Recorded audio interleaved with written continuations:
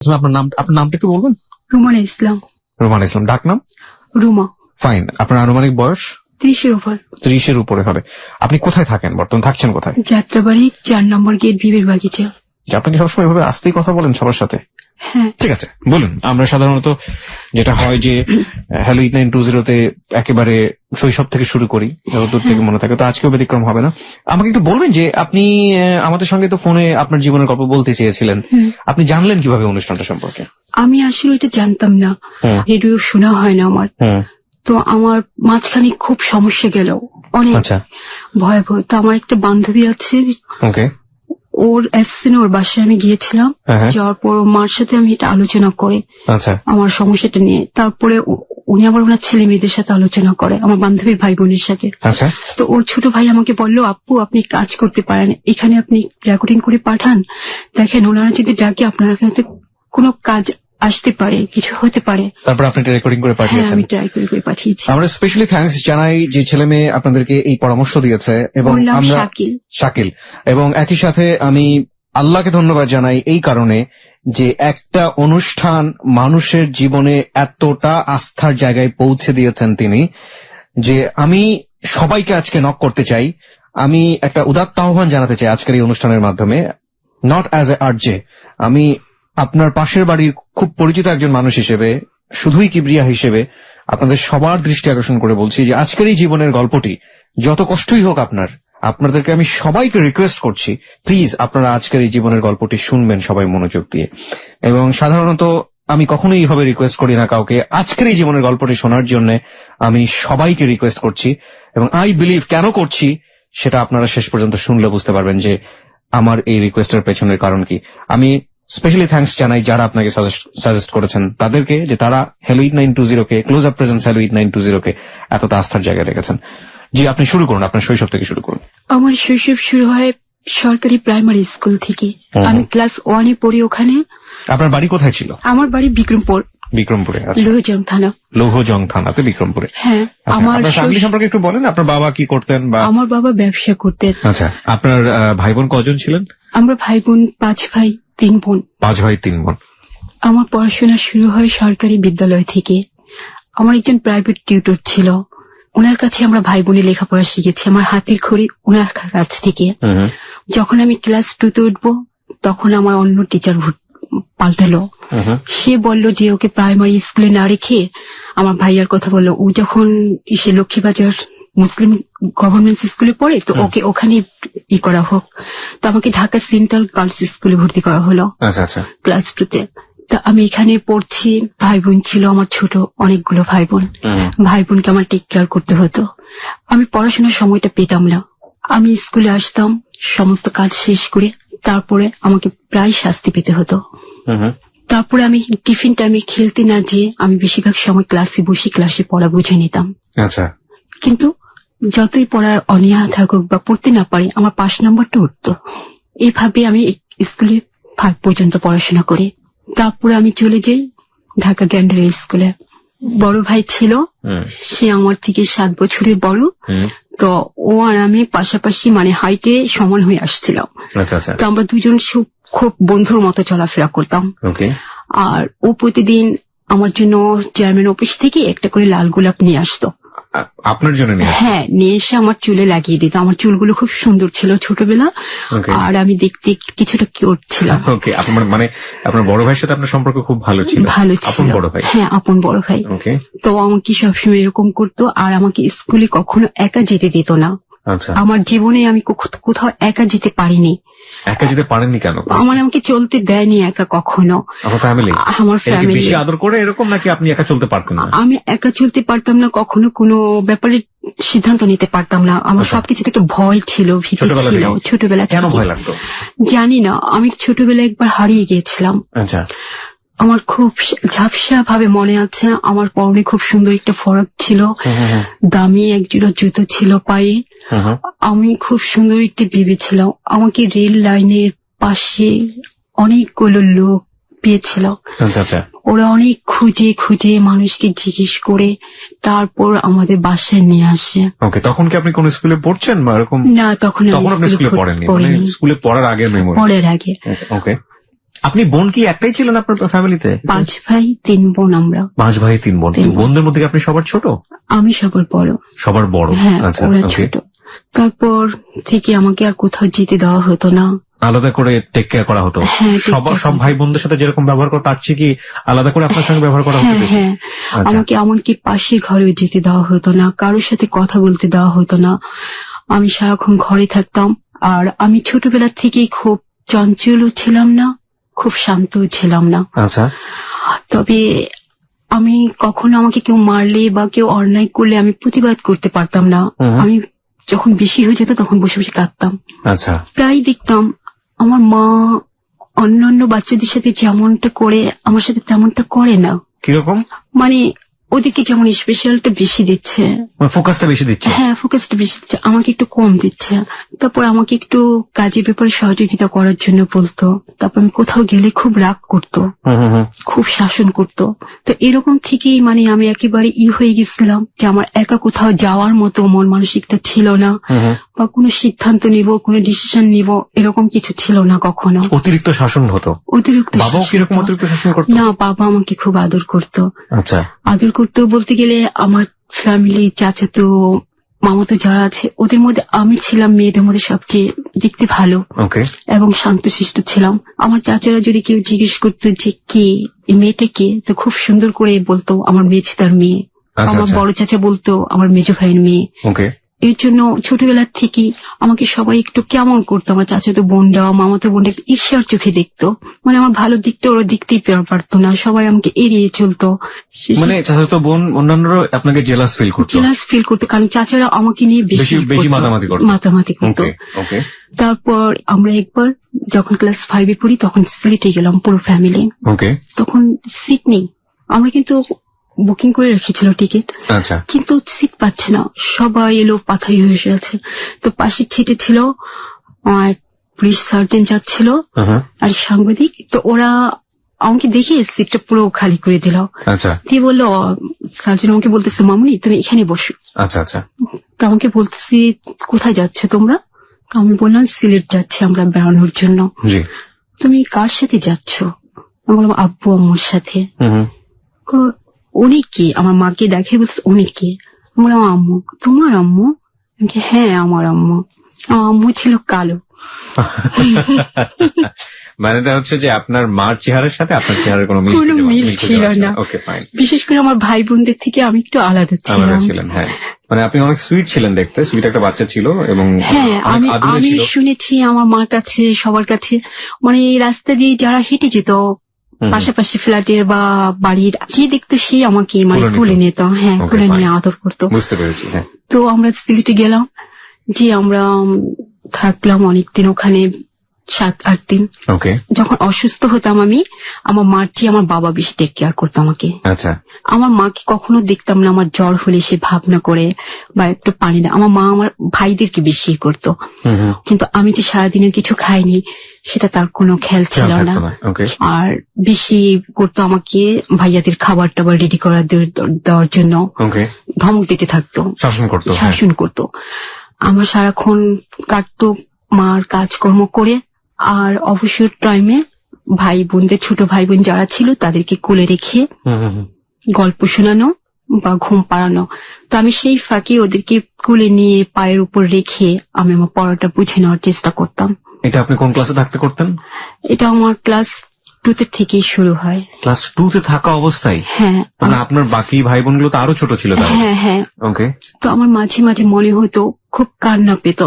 অন্য আমার সাথে যারা পড়াশোনা করতো তাদের মারা কিভাবে বাচ্চাদের জন্য খাবার নিয়ে আসতো, পরীক্ষার হলের পাশে দাঁড়িয়ে থেকে তাদেরকে পড়া বলে বলে দিত। তখন আমার খুব কান্না আসতো যে আমার মা তো এমন না। তারপর ক্লাস 4-এ যখন পড়তেছি তখন একদিন খুব বৃষ্টি। আমার সাথে আমার একটা বান্ধবী ছিল, তো ওদের বাসায় এর আগে আমি আরো 2বার গিয়েছি। তো সেদিন বৃষ্টি হচ্ছে, আমাকে বলে তুমি আসো আমাদের বাসায় আসো, বৃষ্টি কমলে আমি পৌঁছে দিয়ে আসবো। বলার পর আমি ঠিক আছে ওদের বাসায় গেলাম। বাসায় গিয়েছি আর এমন বৃষ্টি নামছে তো নামছি। আর আমরা যে ঘুমাইছি, ও বাসায় গেছি পরে খালাম্মা খাবার টাবার দিছে, খায়া যে ঘুমাসছে আর কোনো ইয়ে নেই, ঘুমাই গেছে, 4টা বেজে গেছে। ওকে। এইদিকে তো বাসা আব্বাস করছে, হই হই রব পড়ে গেছে। পুলিশ থানায় নিয়ে করছে, করে এখন বলতেছে রেডিও অফিসে করবে। এদিকে এসে দেখে আমার মা খুব কান্নাকাটি, খুবই, আব্বাও মুখ চোখ কালো হয়ে গেছে, তারা রেডিও অফিসে যাচ্ছে করার জন্য। আর আমার রেডিও অফিসে যাচ্ছে হারানো বিজ্ঞপ্তি দেওয়ার জন্য। তারপর আমি যাওয়ার পর আমার মা কি করলো, কিভাবে যেন দুধ টোধ দিয়ে পানির সাথে তেল টেল মিক্স করে আমাকে গোসল করালো, দোয়া টক পড়লো, পরে আমাকে ঘরে নিয়ে গেল। এই আর কি। মানে বুঝতে পারছি যে কেন আপনাকে আসলে ঘরের মধ্যে সবসময় চোখে চোখে রাখতো। তাদের একটা ভয় ছিল যে আপনাকে নিয়ে যাবে, কিডন্যাপ করতে পারে আমাকে, আপনাকে। মানে এতটাই বেশি সুন্দর ছিল ছোটবেলাতে এবং এতটাই বেশি আদর ছিল যে আমি সবসময় শার্ট প্যান্ট পরতাম। আমার ভাইয়াকে ড্রেস দেওয়া হতো, আমাকে সেই ড্রেস দেওয়া হতো। আর আমার চুলগুলো সবসময় এতটুকু ছিল, বয়কাট স্টেপ করা। সবাই বলতো খান সাহেবের এই ছেলেটা না একেবারে মেয়েদের মতো। যেখানে যেতাম, দাওয়াত খেতে যেতাম, আমাদের 2 ভাই আর আমাকে আব্বা পাঠাতো, আব্বা আম্মা যেত না। তো সবাই বলতো খান সাহেবের 3 ছেলেকে পাঠিয়েছে, তারা 2জন আসেনি, আর এই ছেলেটা তো সুইট কেন, একেবারে মেয়েদের মতো।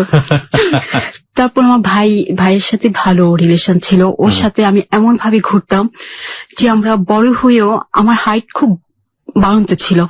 আমি 12 বছর বয়স যখন আমার পড়েছে, তখন আমাকে দেখলে মনে হতো 18 এরকম। আর নানান জায়গা থেকে ডিস্টার্ব করা হতো বিধায় আমার ভাইয়া খুব গাইড করতো আমাকে, 24 ঘন্টা চোখে চোখে রাখা। হ্যাঁ, আমার মা খুব গাইড করতো, কারোর সাথে কথা বলতে দিত না, কারোর সাথে চলতে দিত না, কোনো ঘরে যেতে দিত না। কোথাও যদি যাই আমার আব্বা আম্মার সাথে নিয়ে যায়, সাথে নিয়ে আসে। আমার জীবনে বিয়ের আগ পর্যন্ত আমি কোথাও একটি রাত থাকতে পারিনি, একটি দিন আমি একা কোথাও কাটাতে পারিনি। স্কুলে যখন আমি পড়তাম, প্রায় আমার পড়াশোনা খারাপ হতো। কেন খারাপ হতো? আমি পড়তে পারতাম না বাসায়, সময় পেতাম না। মানে আপনার ভাই বোনদের যত্ন করতে গিয়ে তো টিচার আমাকে মাঝে মাঝে শাস্তি দিত, বেঞ্চের উপর দাঁড় করে। তো দাঁড় করালে না, আমার চোখগুলো ছিল খুব বড় বড়, তখন বড় বড় ছিল আমার চোখগুলো। তো কান্না চলে আসলে তো পানিগুলো টলটল করতো। তো টিচার আমার চোখের দিকে তাকালেই বলতো বসো, আমাকে আর শাস্তি দিত না। মানে প্রচন্ড মায়া লাগতো। হ্যাঁ, আর আমি এই জিনিসটাই ছিল আমার সবচেয়ে বেশি, আমি কান্না করে দিতাম যখন আমাকে কেউ শাস্তি দিত। হ্যাঁ, বুঝতে পেরেছি, না মায়াবী একটা চেহারা ছিল আর কি। তারপর যখন ক্লাস 5 উঠি, তখন আমি বড় হয়ে যাই দেখতে। তো এই পাশ দিয়ে রাস্তার মধ্যে অনেকগুলো ছেলে দাঁড়িয়ে থাকতো। তো একদিন একটা ছেলে কি যেন বলার পর তখন আমি যেন কেমন করে বলে ফেলি, হ্যাঁ গুন্ডা আমাদের অনেক দেখা আছে। দেখার পর ওরা খুব মানে ব্যাপারটা নিয়ে মজা পেয়ে যায়, খুব হাসাহাসি হয় আর কি। কিন্তু আব্বা কেন জানে আমি জানি না, আমার ভাইও। তারপরে কিছুদিন পরে আমাদের বার্ষিক পরীক্ষা হয়ে যাওয়ার পর আমাকে স্কুলটা চেঞ্জ করে দিল। এই বিষয়টা কি জানতো? আমি জানি না, আপনার মনে একটা সন্দেহ তৈরি হয়েছিল সামহাউ কিছু একটা আমার ফ্যামিলি জানছে। পুরোনো ঢাকার গ্যান্ডারি স্কুলে ভর্তি হই, ওখানে আমি পড়াশোনা করতে থাকি। আমার অনেক জায়গা থেকে বিয়ের প্রপোজ আসে। হঠাৎ করে আমরা যে বাসাটা ছিলাম, আমাদের রুমের পাশে ভার্সিটির 4টা ছাত্র আসে এক রুমে। ওদেরকে বাড়িওয়ালা বাসা ভাড়া দিতে চায় না, ব্যাচেলার বলে, কিন্তু ওরা খুব রিকোয়েস্ট করে ওই রুমটা ভাড়া নেয়। তো 4টা ছেলে, আমার আব্বা আম্মা খুব নার্ভাস ফিল করতো সবসময়। তো আমাকে বলছে যতটা সম্ভব ওদের সামনে যেন না যায়। আপনাকে এটা বললো? হ্যাঁ। তো একদিন আমি বাথরুম থেকে মুখ ধুয়ে বের হচ্ছে, এই টাইমে একটা ছেলে আসে, তাকে 1 বোতল পানি দেওয়ার জন্য। মানে উনি পানি চাই আপনার কাছ থেকে? হ্যাঁ, আমার কাছ থেকে পানি চায়। দিয়ে এসে আমি ঘরে খুব রাগ দেখালাম যে আমি গিয়েছি এখন বাথরুমে, ও কেন যাবে পানি আনতে? এটা কি কমন বাথরুম ছিল আপনার? হ্যাঁ। ওকে, ফাইন। আমি একটু জানতে চাই, তখন আপনি কোন ক্লাসে পড়ছেন? 9-এ উঠেছেন। ওরা খুব ভালো বিহেভিয়ার দেখাচ্ছে, কোনো খারাপ কিছু নেই। আমার মার সাথে খালাম্মা করে কথা বলছে, এমনকি কোনোদিন বলছে খালাম্মা আমরা আজকে কিছু রান্না করিনি, আপনি কি রান্না করেছেন। মানে আপনাদের সাথে একেবারে মিশে যাচ্ছে। তো আমার মাও খুব পছন্দ করছে ওদের, ভাইয়াও পছন্দ করছে, ভাইয়াও তখন ভার্সিটিতে পড়ে। তো একই সাথে পরে ওদের সাথে গল্প টল্প ভালো হয়। তো আমি জানলাম ভাইয়ার মাধ্যমে যে ওর নাম অরুণ, ওরা ভালো ফ্যামিলি, ওর বাবা ডাক্তার, ওর বড় ভাই ইঞ্জিনিয়ার, আর পুরো ফ্যামিলিটি শিক্ষিত ফ্যামিলি। ওর ফ্যামিলি কোথায় থাকতো? বিক্রমপুরে। ওকে। আর ও এখানে থেকে পড়াশোনা করছে। ওকে, আমরা রুমানা তারপর এখানে আবার ওদের কিছু পরিচিত লোকজন আসে, যে মেয়েগুলো ছিল আমার বান্ধবীর বান্ধবী। ওকে। তো ওই মেয়েটার মামাতো ভাই জসিম থাকতো। ও আচ্ছা, অরুণদের সাথে থাকতো। আচ্ছা। তো অরুণদের রুমে আসতো, আসে খুব গল্প টল্প করতে করতো। তো আমার বান্ধবী একদিন শিউলি আসলো, শিউলি বলতেছে এটা তো আমার বান্ধবী। তাই নাকি, তাহলে ডাক, আমরা একসাথে গল্প করে। ওকে। তো ওরা আমাকে ডাকি, আমি যাই না। তো এভাবে আমি দেখতেছি অরুণ ছেলেটা আমাকে যখন তখন মানে কিছু একটা বলতে চাচ্ছে। আপনাকে ফলো করছে। একদিন গ্রামের বাড়িতে যাবে সে, আমি তখন রান্নাঘরে, তো সে যেমন আমার আম্মাকে বলতে আসছে, খালাম্মা আমি দেশের বাড়ি যাচ্ছি। সে আমার দিকে তাকিয়ে বলতেছে আমি দেশের বাড়ি যাচ্ছি 2 দিনের জন্য, 2 দিন পর আমি আসবো। তার কিছুদিন পর পহেলা বৈশাখ, তার বন্ধুরা সবাই বাজার টাজার করে সেদিন আমার মাকে বললো যে খালাম্মা আমাদের সময় দিতে হবে, আজকে আমরা রান্না করবো। আম্মা বললো ঠিক আছে তোমরা রান্না করে নাও। তো ওরা রান্না করছে, ওদের বাসায় গেস্ট আসছে, আমাদের ঘরেও খাবার দিয়ে গেছে। প্রিয় শ্রোতা, আমি আপনার থেকে একটা বিষয় একটু নোট করতে চাই। গল্পের মাঝখানে আমি আমার যে অতিথি রুমাকে থামিয়ে দিয়ে আপনাদেরকে একটু নোট করছি, একটু দৃষ্টি আকর্ষণ করছি। আজকে যে গল্পটা এখানে এই ভদ্রমহিলা বলতে এসছেন, তিনি রীতিমতো কত বড় যুদ্ধ করছেন এই মোমেন্টটাতে, এই সময়টাতে, যে 2 ঘন্টা তিনি স্টুডিওতে দিচ্ছেন, 2 থেকে 2.5 ঘন্টা। যারা আজকে তাকে মনোযোগ দিয়ে শেষ পর্যন্ত শুনবেন তারা বুঝতে পারবেন যে উনি এই 2 থেকে 2.5 ঘন্টা মানে যে কোনো যুদ্ধ জয়ের চেয়ে কম বড় ঘটনা না, এই 2 থেকে 2.5 ঘন্টার সময় এই স্টুডিওতে দেয়া। কেন এই কথাটা আমি বলছি সেটা আপনারা শেষ পর্যন্ত শুনলে বুঝতে পারবেন, এবং এটা আমি শেষে রিভিল করবো। এবং সবাইকে আমি পার্সোনালি বারবার রিকোয়েস্ট করছি আজকের এই হ্যালো 920 শেষ পর্যন্ত শোনার জন্য, এবং আমি সবার কাছ থেকে 2 ঘন্টার সময় আজকে চেয়ে নিচ্ছি, প্লিজ লিসেন দ্য স্টোরি। ওকে, বলুন। রান্না করলো তারা? রান্না করে হ্যাঁ খাবার দিয়ে গেল। আমাদের সেদিন ওর বোন আসছিল, 2 বোনকে, আমার সম্ভবত অরুণ ওর বোনদেরকে আমার জন্য নিয়ে আসছে। আচ্ছা। ওরা 2 বোন এসে আমাদের রুমে আসলো। আচ্ছা। হ্যাঁ, তোরা 2 বোন আমাকে দেখলো, আমার নাম জিজ্ঞেস করলো, কিসে পড়ি, কি করি ইত্যাদি জিজ্ঞেস করলো। জিজ্ঞেস করে ওর ভাইকে বললো ঠিক আছে। এইভাবে ছেলেটা পরে আমাকে একদিন সরাসরি প্রপোজ করে ফেললো। কিভাবে? যে আমি তোমাকে কিছু কথা বলতে চাই, তুমি কি শুনবে কিনা। বলে আমার তো তেমন সময় নেই, আপনি কি বলতে চান জাস্ট এখনই বলে ফেলেন। তো আমাকে বললো আমি তোমাকে পছন্দ করি, তোমার কি এরকম কিছু অনুভূতি হচ্ছে কিনা। তো বললাম না। তো কেন? আমি না, আমি সব কিছু ভাবি না কখনো। তারপরও মানে লোকটা এইভাবে কথা বলতে থাকলো, কিছুদিন পর পর কথা বলতে থাকলো। আমি এক সময় দুর্বল হয়ে গেলাম ওনার প্রতি ভিতরে। আপনার তো রেস্ট্রিকশন ছিল তার সাথে কথা বলার, আপনি কিভাবে কথা বলতেন? দেখা যেত আমি কাজ করছি রান্নাঘরে, ওই টাইমে উনি চলে আসছে, চলে এসে 2টা কথা বলে ফেললো। এরকম ভাবে ছিল। তো এইভাবে বলতে বলতে সব সময় এক সময় বললো যে দেখো আমি তোমাকে ভালোবাসি, প্রচন্ড ভালোবাসি, তুমি কেন আমাকে অ্যাভয়েড করছো। বললাম দেখেন আপনি যা ভাবছেন তা হবার নয়, আমার ফ্যামিলি আপনার ফ্যামিলি থেকে অনেক দূরত্ব। কিন্তু উনি তখন পড়াশোনা করছিল, এদিক থেকে আমার বিয়ের জন্য নানান জায়গা থেকে প্রস্তাব আসতেছে। তারা বিয়ের জন্য আমাকে চাপ দিচ্ছে। তখন বলতে পারছি না যে আমি এই ছেলেটাকে আমি পছন্দ করি মনে প্রাণে। আবার ছেলেটাকে আমি বিশ্বাস করতে পারছি না, কেন আমার ভিতরে একটু সবসময় ভয় কাজ করতো। আমার নিজের থেকে কিছু বলার বা ভাবার মতো আমার কিছু তৈরি হয়নি কখনো। কনফিউশনে থাকতাম। একটা জিনিস বুঝতে পারছি যে ছোটবেলা থেকে এত বেশি শাসন এবং এত বেশি রক্ষণশীল পরিবারের মধ্যে বা পরিবেশের মধ্যে বড় হয়েছেন যে নিজের যে একটা ব্যক্তিত্ব বা মানে ডিসিশন মেকিং যে পাওয়ার নিজের মধ্যে তৈরি হয় নিজের পার্সোনালিটিতে, সেটা আপনার মধ্যে ছিল না, কখনো ছিল না। তারপর আমার মা যেন কিভাবে জানতে পারে বিষয়টা, আমার মা আমাকে প্রশ্ন করে। তো আমি বললাম যে ও আমাকে এসব কথা বলেছে, একদম যা যা বলে সব বলে দিলাম। বলে দেওয়ার পর আমার ভাইয়া বলে যে ওকে জিজ্ঞেস করতে বলো, ও যদি বিয়ে করে এই মুহূর্তে করবে, আর যদি না হয় কখনো যেন ওর পিছনে ঘুরঘুর না করে। মানে ছেলেটাকে বলতে বলে নাকি আপনাকে বলে? ছেলেটাকে বলতে বলে। তারপর আমি একদিন আবার কথা বলার সুযোগ হলো, তখন আমি বললাম আপনি কি আমাকে বিয়ে করতে চান? হ্যাঁ, আমাকে বিয়ে করলে আপনি আমাকে এই মুহূর্তে বিয়ে করবেন। আপনার ভাই যেটা বললো আপনি সেটাই কোট করেছেন? সেটাই বললাম। আর যদি এই মুহূর্তে আমি না করি আমাকে কখনো আমার পিছনে আর আসবেন না। আমার পড়াশোনা শেষ করতে হবে, আমার ইচ্ছে আমি মাস্টার্স কমপ্লিট করে বাইরে যাব পিএইচডি করার জন্য, আমার ফ্যামিলির সবার ইচ্ছে। আমি সবাইকে যাওয়ার আগে আমি জানিয়ে এনগেজমেন্ট করে যাব, তারপরে এসে বিয়ে করব। কিন্তু আমার ফ্যামিলি এটাকে অ্যাকসেপ্ট করেনি। আপনার ফ্যামিলির সাথে ওনাদের ফ্যামিলির একটা বড় ইকোনমিক ডিসটেন্স ছিল। হ্যাঁ, আমি ওকে বলে দিলাম যে না, আপনি আমার পিছনে আর ঘুরঘুর করবেন না প্লিজ। তারপর একদিন আমি আমার চাচার বাসায় যাচ্ছিলাম, আমার ভাইয়ার এক সিনিয়র বন্ধুর সাথে আমার দেখা হয়ে গেল। সে আমাকে তুই করে বলতো। তো আমি তার সাথে দেখলাম ওই দোকানের মধ্যে আরেকটা লোক তার পাশে দাঁড়িয়ে আছে। সে দেখতে একটু মাস্তান মাস্তান টাইপের। আসলে বলে আমি চলে গেলাম। কিছুদিন পর ওই লোকটাই আমার ভাইয়ার সিনিয়র ফ্রেন্ডের সাথে আমাদের বাসায় আসলো। আচ্ছা। তো এইভাবে 2-3 দিন আসলো, ভালো। আসার পর আমাদের ফ্যামিলির কি যেন একটা সমস্যা হয়ে গেল। সমস্যা হয়ে যাওয়ার পর ওই লোকটার হেল্পের দরকার পড়লো, যেহেতু লোকটা সন্ত্রাস। আসে সমস্যাটা সমাধান করলো। মানে আপনাদের ফ্যামিলির একটা হেল্পের দরকার পড়েছিল? কি ধরনের হেল্প ছিল এটা? এটা আমার সম্ভবত আমার ভাইয়ের সাথে কোথাও মারামারি হয়েছিল, এবং এই যিনি সন্ত্রাসী ছিলেন তার হেল্প নিয়ে এটা আপনারা সমাধান করলাম। ওকে। তারপর লোকটা প্রস্তাব দিল আমাকে বিয়ের জন্য।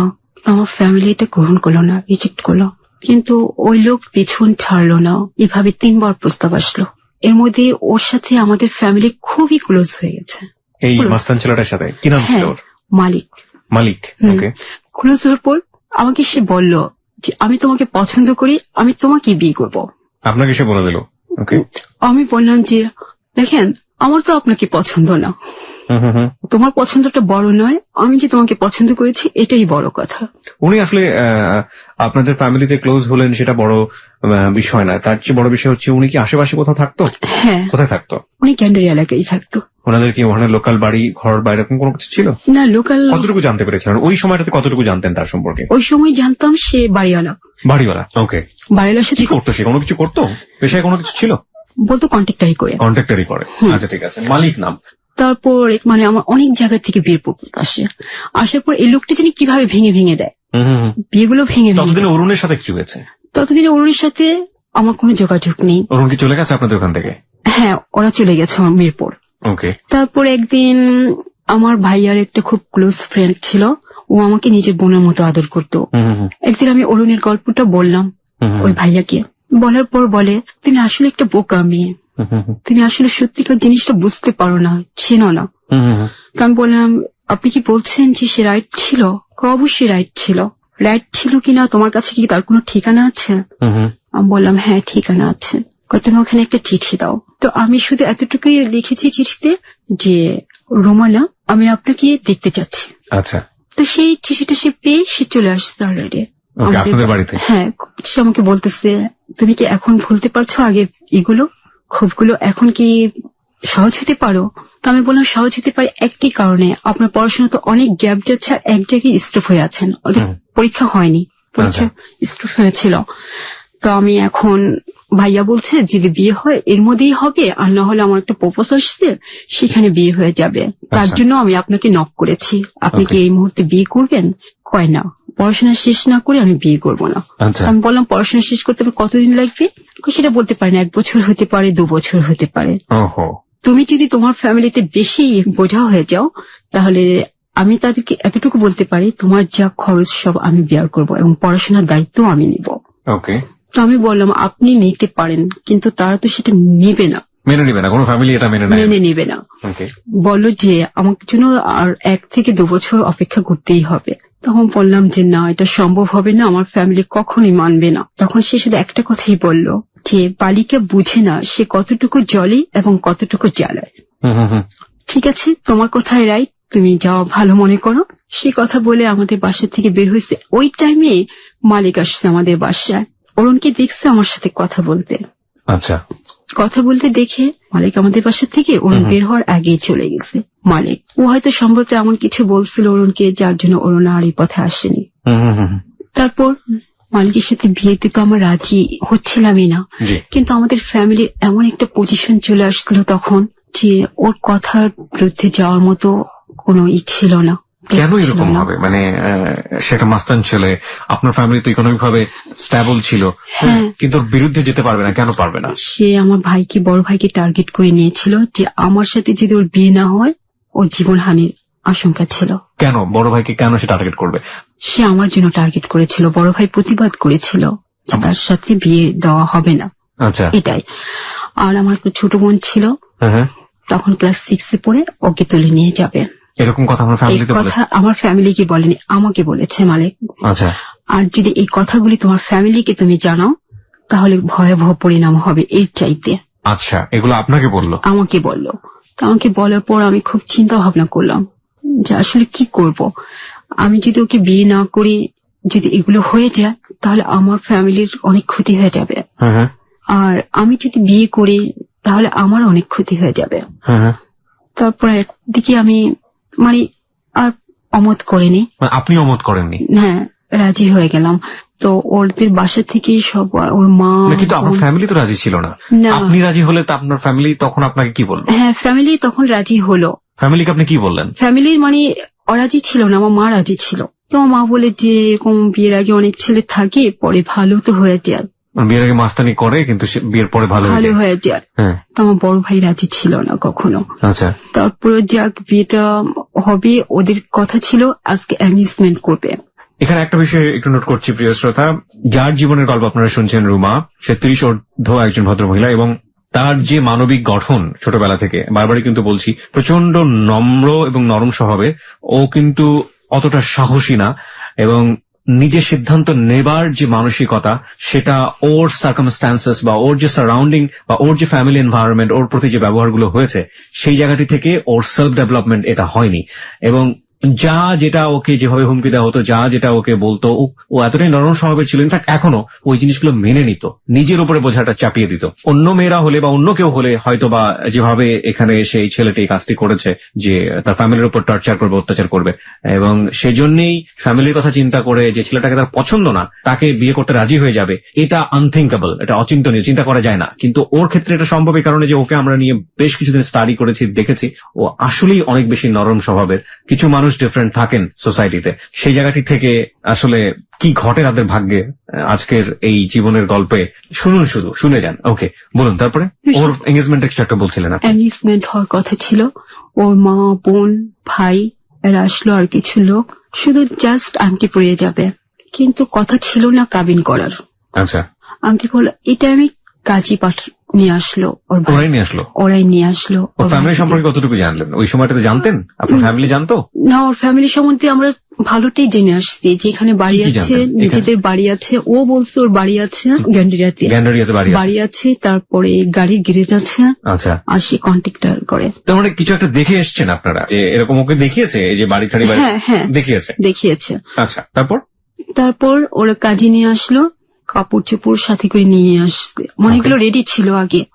তো আমার সেদিন কাবিন হয়ে গেল। নাকি তখন ফ্যামিলি রিয়াকশন কি ছিল? তখন হওয়ার কথা ছিল না। হ্যাঁ, হওয়ার কথা। ফ্যামিলি বলছিল যে এটা হওয়ার তো এখন কথা না, এটা হওয়ার দরকার নেই, কিন্তু ওরা বুঝাচ্ছে যে এখন হলে হবে, এঙ্গেজমেন্টটা যখন হচ্ছে বিয়ে তো হবেই।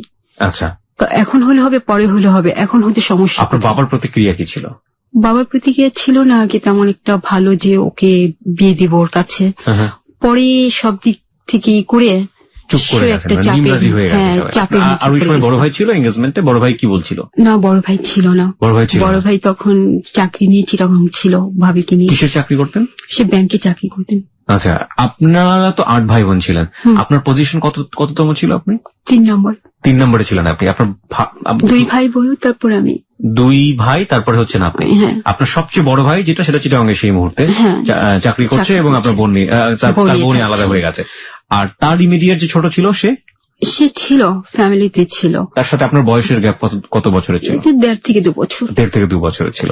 তখন আপনি কি এসএসসি পরীক্ষার্থী? হ্যাঁ। তার মানে সে অর্থে সেও তো খুব বড় ধরনের ডিসিশন মেকার না। না। বলুন তারপর। তো বিয়ে হয়ে যায় আমাদের, সেদিন কাবিন হয়ে যায়। তো 3 মাস পরে নেওয়ার কথা। তার মানে তো আপনি অপ্রাপ্ত বয়স্ক ছিলেন, এসএসসি পরীক্ষার্থী, মানে আপনি তো বয়স হয়নি তখন পর্যন্ত আপনার বিয়ের। মালিকের সাথে আপনার বয়সের গ্যাপ কতদিন ছিল? অনেক 18 থেকে 20 বছর। 18 থেকে 20 বছর। কিন্তু তাকে বোঝা যায় না, পরে আপনি বুঝেছেন। ওকে, ফাইন, লেটস গো। তারপর কাবিন হয়ে গেল, সে মাঝে মাঝে আসতো বাসায়। তখনও তার সাথে আমার কোনো শারীরিক সম্পর্ক হয়নি, মানে আপনাদের বাসর হয়নি তখন? হয়নি। তো এভাবে যাওয়া আসতো, সেও অনেক টাকা পয়সা খরচ করে এটা সেটা নিয়ে আসতো, অনেক কিছু নিয়ে আসতো আমার জন্য, অনেক গিফট নিয়ে আসতো মাঝে মধ্যে আমার ভাই বোনদের জন্য। ওদেরকে নিয়ে মাঝে মধ্যে বেড়াতেও যেত, আমিও যেতাম মাঝে মাঝে। ওকে। তারপর একদিন বাসায় আসলো সন্ধ্যার দিকে, তখন আমাদের বাসায় কেউ নেই, আমি একা, আর আমার ছোট বোন ছিল। ঠিক এখান থেকে আমরা ফিরতে চাই 12:06 আমরা ছোট্ট একটা বিরতি নেব। ঠিক রাত 12:06 বাজার সঙ্গে সঙ্গে আমরা আবারও ফিরে আসছি। সংবাদের বিরতি নিচ্ছি প্রিয় শ্রোতা, এবং বারবারই বলছি আজকের এই জীবনের গল্প শেষ পর্যন্ত শুনে আপনি তারপরে এই অনুষ্ঠান থেকে বিদায় নেবেন। আপনাদের প্রতি আমাদের আজকের এই উদাত্ত আহ্বান, কারণ আজকের এই জীবনের গল্প আসলে কি সেটা শেষ পর্যন্ত শুনলেই আপনি বুঝতে পারবেন আজকের এই হ্যালো 8920-তে। ওকে, চলুন আমরা শুনি এবং শেষ পর্যন্ত শোনার চেষ্টা করি। রুমানের কাছে আমি ফিরছি আবারও। ফেসবুকে চলে আসুন, আমাদের ফেসবুকের ঠিকানা www.facebook.com/hello8920। আমি আবারও বলছি www.facebook.com/HELLO8920। রুমানা, তারপর? তো আমার বোনকে টাকা দিয়ে কিছু খাবার আনতে পাঠালো সে। আচ্ছা, আমার সাথে সে জোর করে শারীরিক সম্পর্কটা করলো। আমার মোটেও ইচ্ছে ছিল না। এটা সম্পর্কে আপনি কিছু জানতেন আগে থেকে? কোনো আইডিয়া ছিল আপনার? না। আপনার বাবা মা কখনো বিয়ের পরে আপনাকে বুঝিয়েও বলেনি? আপনার এমন কোনো ফ্রেন্ড ছিল না যারা আপনাকে কোনো নলেজ দেয়া? কেউ কখনো এটা বলেওনি? না। আপনি একেবারেই ওয়াকিবহাল ছিলেন না বিষয়টা নিয়ে? ওকে। সে চলে গেল। তারপর থেকে সে প্রায় আসতো, আমাকে নিয়ে যেত শিল্প মেলাতে, বাণিজ্য মেলাতে, অনেক জায়গায় নিয়ে যেত। তো আমি দেখতাম যখন নাকি অন্য ছেলেরা আমার ঘুর ঘুর করে বা আশেপাশে তাকায় আমার দিকে, তখন খুব জেলাস ফিল করে সে। খুব জেলাস ফিল? হ্যাঁ, সে জোর করে আমার হাত ধরে টেনে ওখান থেকে নিয়ে আসতো। আচ্ছা। তো এরপর সে আমাকে তাদের বাসায় উঠিয়ে নিয়ে আসে।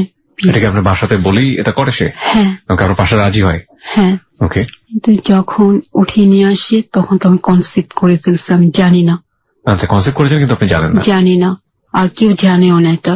গাড়ির থেকে নামিয়ে যে নতুন বউকে কিভাবে বরণ করতে হয়, পাটার উপর দাঁড় করিয়ে কি করে না করে, ওরাও তাই করে।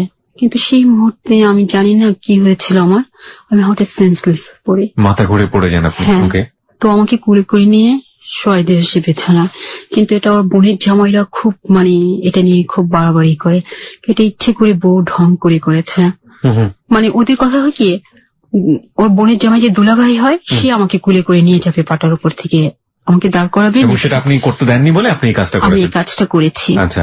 তো আমাকে নিয়ে ও মালিক যে রুমটা আমাকে শোয়ালো, বিছানা শুয়ে দিয়ে আমাকে বললো যে তুমি একটু শুয়ে থাকো, ইজি ফিল করো, আমি যতটা পারি ভিড় কমিয়ে দিচ্ছি। আচ্ছা। তো আমি শুয়ে আছি, হঠাৎ করে ওর বড় ভাবিটা আর ওর বোনের জামাই এমন কিছু কথাবার্তা বলছে, এমন ধরনের আচরণ, আমার খুব খারাপ লাগছে। তারপর আমাকে বলতেছে, ওর দুলাভাইটাকে বলতেছে, আপনি নতুন বউর সাথে করেন তো দেখি এগুলো, দেখি সে কিভাবে নেয়। আচ্ছা। তো আমি তো সব শুনছি, আমি তো দেখছি, আমি কিছু বলছি না। আমি ঠিক বুঝিনি, কে কাকে কি বলছে? ওর বড় ভাবি আর ওর বোনের জামাই, মেজো বোনের জামাই, এই ধাক্কা ধাক্কি, খুব খারাপ লাগছে আমার। আপনার কাছে এগুলো ভালো লাগছে না? এবং সেটা আসলে উনি আপনাকে মেনশন করে বলছে যে আপনার সঙ্গে করুক, তো সে কিভাবে নেয়, আমি কিভাবে নেই। আচ্ছা আচ্ছা। তো ওর বোনের জামাই কিছুক্ষণ পর এসে আমার পিঠে হাত রেখে বলছে, ভাবি এখন কেমন আছেন? তো আমি বললাম ভালো। তো আমাকে বললো, কিছু খাবেন, কিছু এনে দিব? না না, আমি একটু একা থাকতে চাই, এটা বললাম। তো সে চলে গেল। সে আবার কিছুক্ষণ পরে এসে আমাকে এমন ভাবে হাতটা রাখছে যে আমার খুব খারাপ লাগছে, আমার শরীরে খুব খারাপ লাগছে। আমি বলছিলাম যে দেখেন ভাই, গায়ে হাত দেওয়ার কোনো দরকার নেই, যা বলার মুখে বলেন, আমি উত্তর দিচ্ছি। আমি এই কথা বলাতে উনি লাফ দিয়ে এই রুম থেকে পাশের রুমে চলে গেল। চলে যেয়ে বলে, বউ তো না, এটা একটা আগুনের কুণ্ডলি নিয়ে আসছে। এবার আমার শাশুড়ি বলে, কি হয়েছে?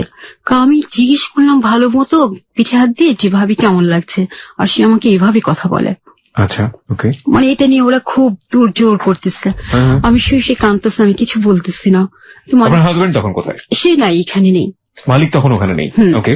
সে রাত 12:30 সময় আসছে। আসার পর আমাকে বলতেছে, তুমি ড্রেস চেঞ্জ করনি, করবে না? আমাকে হ্যাঁ করবো, তো ঘরে অনেক মানুষ ছিল তাই করে নেই। ঠিক আছে, আমি বাইরে গিয়ে দরজা লাগিয়ে দিচ্ছি বাইরে থেকে, তুমি ড্রেস চেঞ্জ করো। তো আমি ড্রেস চেঞ্জ করার জন্য আমি এদিকে ও হয়তো ওর মা বোনরা অনেক কিছু বলছে, আপনার সম্পর্কে আজেবাজে কথা বলছে। তো কিছুক্ষণ পর, আধা ঘন্টা পর ও রুমে আসলো এমন ভাবে, কিছুক্ষণ আগে যে লোক আমার সাথে এরকম বিহেভ করলো, এখন তো তার এরকম বিহেভ করার কোনো কারণ নেই, চেঞ্জ হয়ে গেছে। চোখ মুখ লাল হয়ে আমাকে পারে তো এখনই মারি দেয়। এই বিয়ের প্রথম দিনই এই ঘটনা? হ্যাঁ, প্রথম দিনটা ঠিক না, আসলে আপনাকে নিয়ে যাওয়ার প্রথম দিন। তো আমাকে, আমি বললাম কি হয়েছে? কই, তুমি কি বলছো দুলাভাইকে? তুমি অনেক বেশি বাড়াবাড়ি করো, তুমি কারো মন জয় করতে পারবো না। আমার তো কারো মন জয় করার দরকার নেই, তোমার মন জয় করতে পারলেই হয়। আমার মন তুমি জয় করতে পারবে না যদি তাদের মন জয় না করতে পারো। ওকে, তুমি এখন যে মাপ চাবে, আমি তো কোনো অন্যায় করিনি, সেসব আমি বুঝি না। তুমি এখন পায়ে ধরে দুলাভাইয়ের পায়ে ধরে মাপ চাবে। আমি বললাম মাপ আমি চাবো না, আমি কোনো অন্যায় করিনি। রাইট। সে বলতেছে অন্যায় নাই বুঝি না, ন্যায় বুঝি না, তোমাকে মাপ চাইতেই হবে।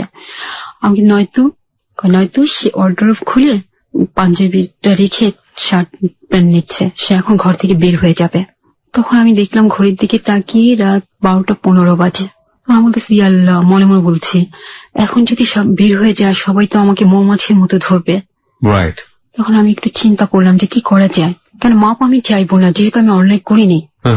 তারপর আমি বললাম ঠিক আছে আমাকে একটু 5 মিনিট সময় দাও।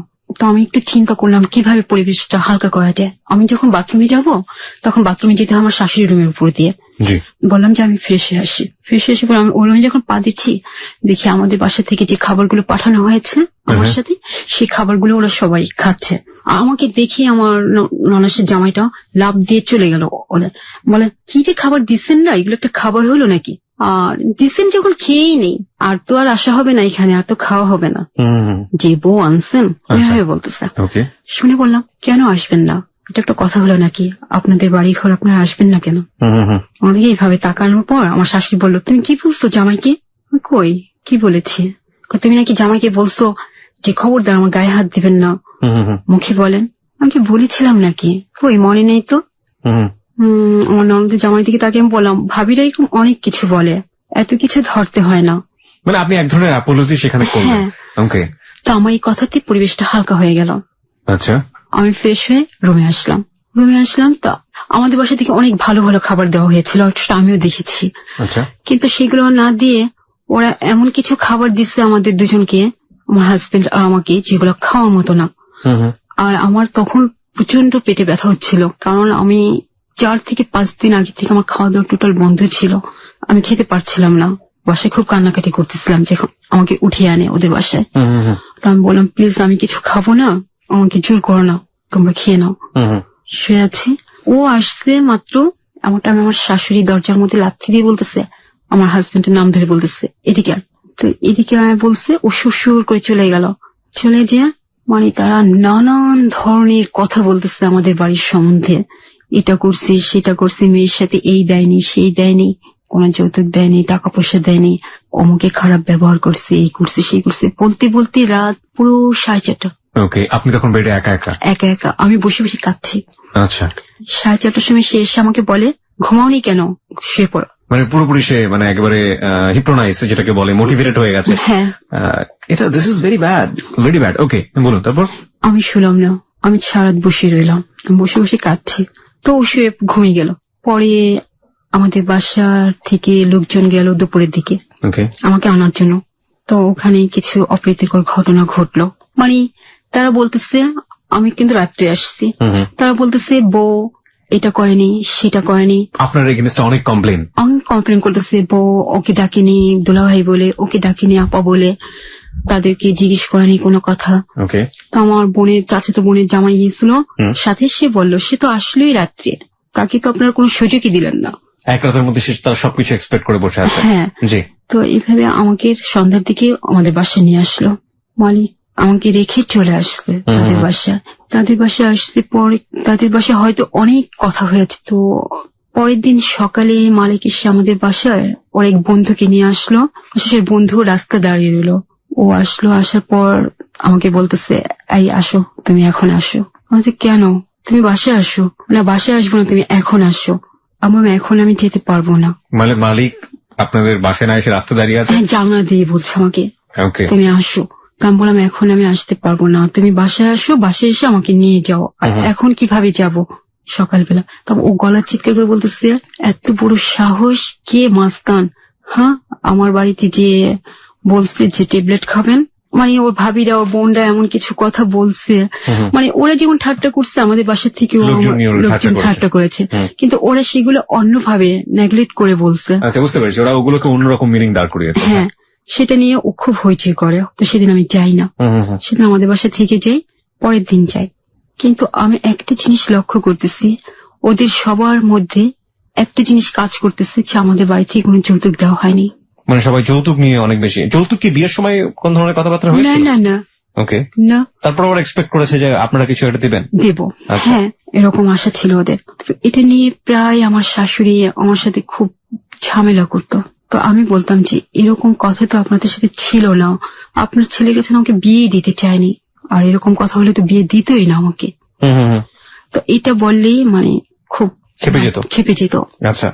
তো এরকম করে করে কিছুদিন এমন ঝগড়াঝাটি হয় যে একদম অসহনীয়। তো আমার মনটা পুরোটাই খারাপ হয়ে যায়, মানে ঘরে মন বসার মতো না। তার কিছুদিন পর রোজার মধ্যে। ততদিনে কি আপনি বুঝতে পেরেছেন যে আপনি কনসিভ করেছেন এবং এটা আপনি আপনার হাজবেন্ডকে বলেছেন? হ্যাঁ, আমার প্রচন্ড বমি হচ্ছিল। আচ্ছা। আমি তখনও বুঝতে পারিনি। তোর ফ্রেন্ডরা যে আসে ওরাই জিজ্ঞেস করে ভাবি কোনো সুখবর আছে কিনা। তখন আমি কিছু বলতে পারি না, আমি বলতে পারি না। তারপরে এইভাবে চলতে থাকে। তোকে আমি বলি যে আমাকে একটু ডাক্তারের কাছে নিয়ে যাওয়া দরকার, কিন্তু ডাক্তারের ব্যাপারটা ওরা কোনো দেয় না, প্রাধান্য দেয় না। এভাবে রোজার মাসটা চলে। ও আমার ফুপি আসে আমার হাজবেন্ডের বাসায় ঈদের পর। তখন আমার শাশুড়ি আর আমার দেবর তাদের বাড়িতে গেছে বেড়াতে, আচ্ছা, ফরিদপুর। তো এই সুযোগ আমার ফুপি আসতে পর আমি মানে তাকে বলে রাখি যে কিছুদিন সে থাকলে আমার একটু হেল্প হবে।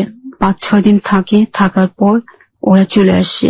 আমার দেবর এসে দেখে যায় যে আমার ফুপি আসছে, দেখে যে ওদের বাড়িতে বলে, ওর বোনদেরকে বলে, ওরা সবাই আসতে থাকে, এসে দেখে আর একই কথা বলে। তো এর মধ্যে আমাকে আবার ডাক্তার কাছে নিয়ে যাওয়া হয়। ডাক্তার বলে যে আমার কনসিভ করা হয়েছে। আচ্ছা। তার বেশ কিছুদিন পর প্রচন্ড ভাবে ঝগড়া হয় মালিকের মার সাথে। কার? আমার। আপনার মালিকের আপনার শাশুড়ির সাথে আমার প্রচন্ড ঝগড়া হয়। কি বিষয় নিয়ে? কি একটা রান্নার ব্যাপার দেরি নিয়ে। ওকে। সেটা হয় পরে আমার শাশুড়ি বাসা থেকে চলে যায়। চলে যাওয়ার পর আর সে আসে না এই বাসায়, মানে আসবে না। ওকে। মালিকরা কয় ভাই বোন ছিল? 3 ভাই 4 বোন। ওকে। সবাই কি একসাথে থাকতো কাছাকাছি থাকতো, মানে সবাই চলে আসতো আর মালিকের উপর ডিপেন্ড করতো। যেমন ঈদ আসলে সবার কাপড় চোপড় দেওয়া থেকে শুরু করে। মালিক তখন কি করতো? ও কন্ট্রাক্টরই করতো। আপনারা যে বাসায় উঠেছেন ওদের বাড়ি ছিল? না, ওটা ভাড়া বাড়ি ছিল। ওকে। তো ভাড়া বাড়ি থাকলো তো আপনি জিজ্ঞেস করেন না সেই মোমেন্টে যে তুমি যে বাড়ি দেখালে সে বাড়ি কই বা কি অবস্থা? হ্যাঁ, জিজ্ঞেস করেছি। পরে জানতে পেরেছি যার বাড়ি দেখেছিস তার ওয়াইফই বলেছে যে ওর বাড়ি হবে কে থেকে, ও আমার বাসায় ভাড়া থাকে। ও ওকে। ওই বাসায় কি ভাড়া ছিলেন আপনারা? হ্যাঁ। ওই ভাড়া বাসাটাই দেখিয়েছিল যে ওটা ওদের বাড়ি? হ্যাঁ। ওকে। তারপর আমি বুঝতে পারি যে মালিকের ভাই ছিল ওর ইমিডিয়েটলি ছোট। মালিক কি সবার বড় ছিল? না না, ও মেজো ছিল। ওকে। তো আমি বুঝতে পারি যে আমার বিরুদ্ধে ওরা কিছু একটা করার চেষ্টা করছে, কিছু একটা ঘটাবে। আর মালিক এখন এমন হয়ে গেছে যে ওর মা ভাইরা যা বলে তাই শুনে।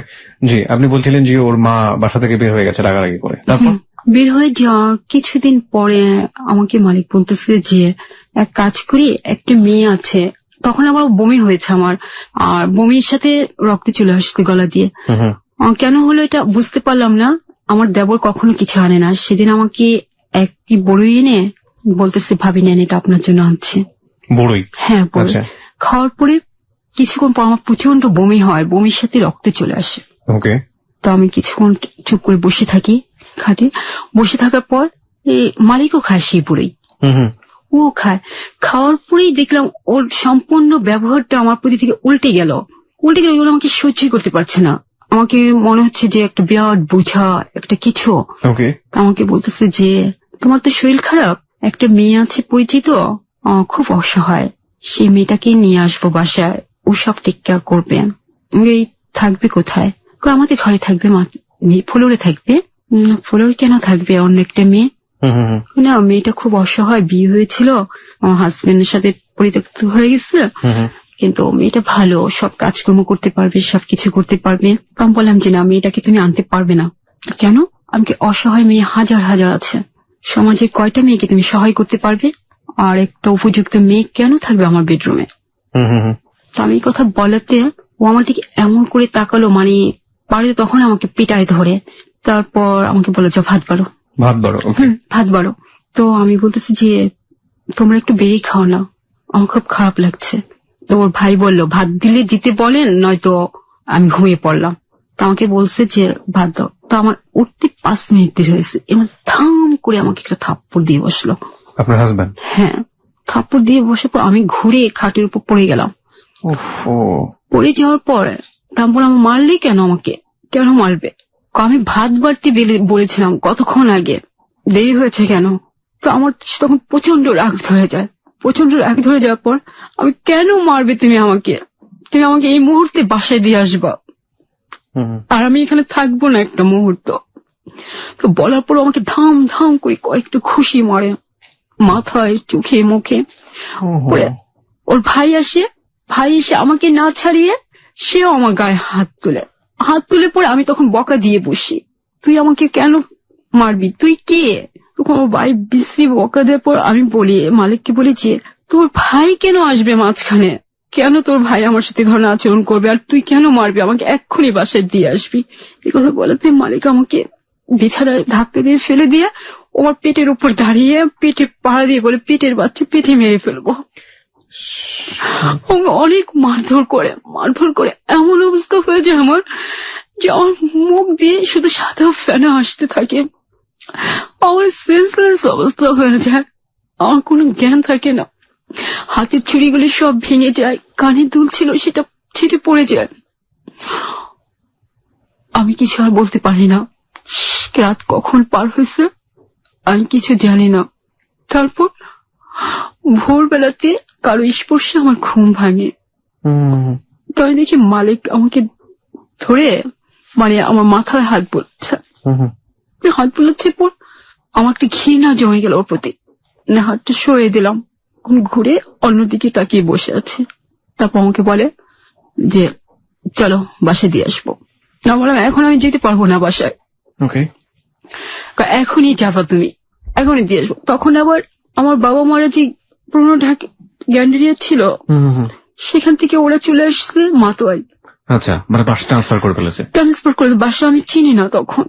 আমি বললাম আমি এখন যেতে পারবো না, আমি বাসা চিনি না, আমি খুঁজে বের করবো বলে ও আমাদের বাসায় আমাকে নিয়ে আসে। তার আগের দিন রাত থেকে আমি একটু পানি খাইনি, মারধর করছে, তখনও খাওয়া হয়নি।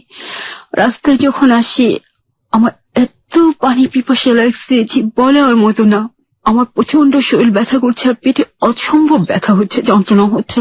আমি বারবার বলতেছি, যখন এই যে ক্ষেতগুলো থাকে না মাতোয়াল যাওয়ার পথে, তখন অনেক গ্রাম সাইড ছিল, তখন আমি বলি একটু রিক্সাটা থামাও, আমি এখান থেকে একটু পানি খাবো। আমি ওকে কয়েকবার এই কথাটা বলি, তো কোনো কথা বলে না। সোজা মাতোয়াল নিয়ে আসে, মাতোয়াল না, তখন কোনাপাড়ার দিকে ছিলাম, মাতোয়ালের থেকে দৌড়ে তখন কোনাপাড়া আসে। যখন নাকি একটা হোটেল পরে সামনে খাবার, সেখান থেকে আমাকে এক গ্লাস পানি দেয়, আর আমি পানিটা ভিখারির মতো যেন না পেয়েছি এমন করে এক ঠোকে পানিটা খেয়ে ফেলে। খেয়ে পরে আমার বাসায় নিয়ে এসে উল্টো ও ছুটপাট দেখায়, আমার নামে নানান কথা বলে। আমি কথা শুনি না, কোনো কাজকর্ম করি না, করি না শিখি না। তো আমার যে ফুপুটা আমার বাসায় ছিল, সেই ফুপুটার জন্য সম্ভবত এগুলো করেছে, সে এতদিন ছিল কেন আমার বাসায়। তো আমার ফুপুটা যখন বলে, আমি বললাম আপনি ছিলেন দেখেই তো করেছে, আপনারা যাতে না যান তার জন্য করেছে, আমাকে এভাবে মারধর করেছে।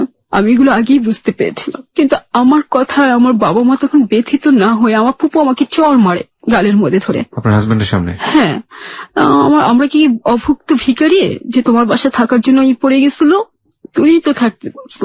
তখন আমার হাজবেন্ড বলে, দেখছেন কিভাবে মিথ্যে কথা বলে। এসব কিচ্ছু বলা হয়নি, ও খারাপ বিহেভ করেছে, বকাবাজি করেছে, যার জন্য ওকে মারা হয়েছে। এই কথা বলে ওই যে চলে আসে বাসায়। অনেকদিন যায় না আমার ওখানে, তো আমার শরীর খুব খারাপ হতে থাকে। একদিন ও যায় দুপুরবেলা আমার জন্য হরলিক্স আর কিছু ফল নিয়ে যায়। আমি তখন শুয়ে আছি, আমি বলে কেমন আছো, ঘুমিয়ে গিয়েছিলাম। আমার মাথায় হাত রাখাতে আমি ঘুম ভাঙি, বলে কেমন আছো তুমি। আমি বলি ভালো না। কেন? আমাকে প্লিজ আমাকে একটু ডাক্তারের কাছে নিয়ে যাও। তোমাকে ডাক্তারের কাছে যাওয়া খুব দরকার। আমি কি হ্যাঁ খুবই দরকার, আমার মনে হচ্ছে কিছু একটা হয়ে যাচ্ছে।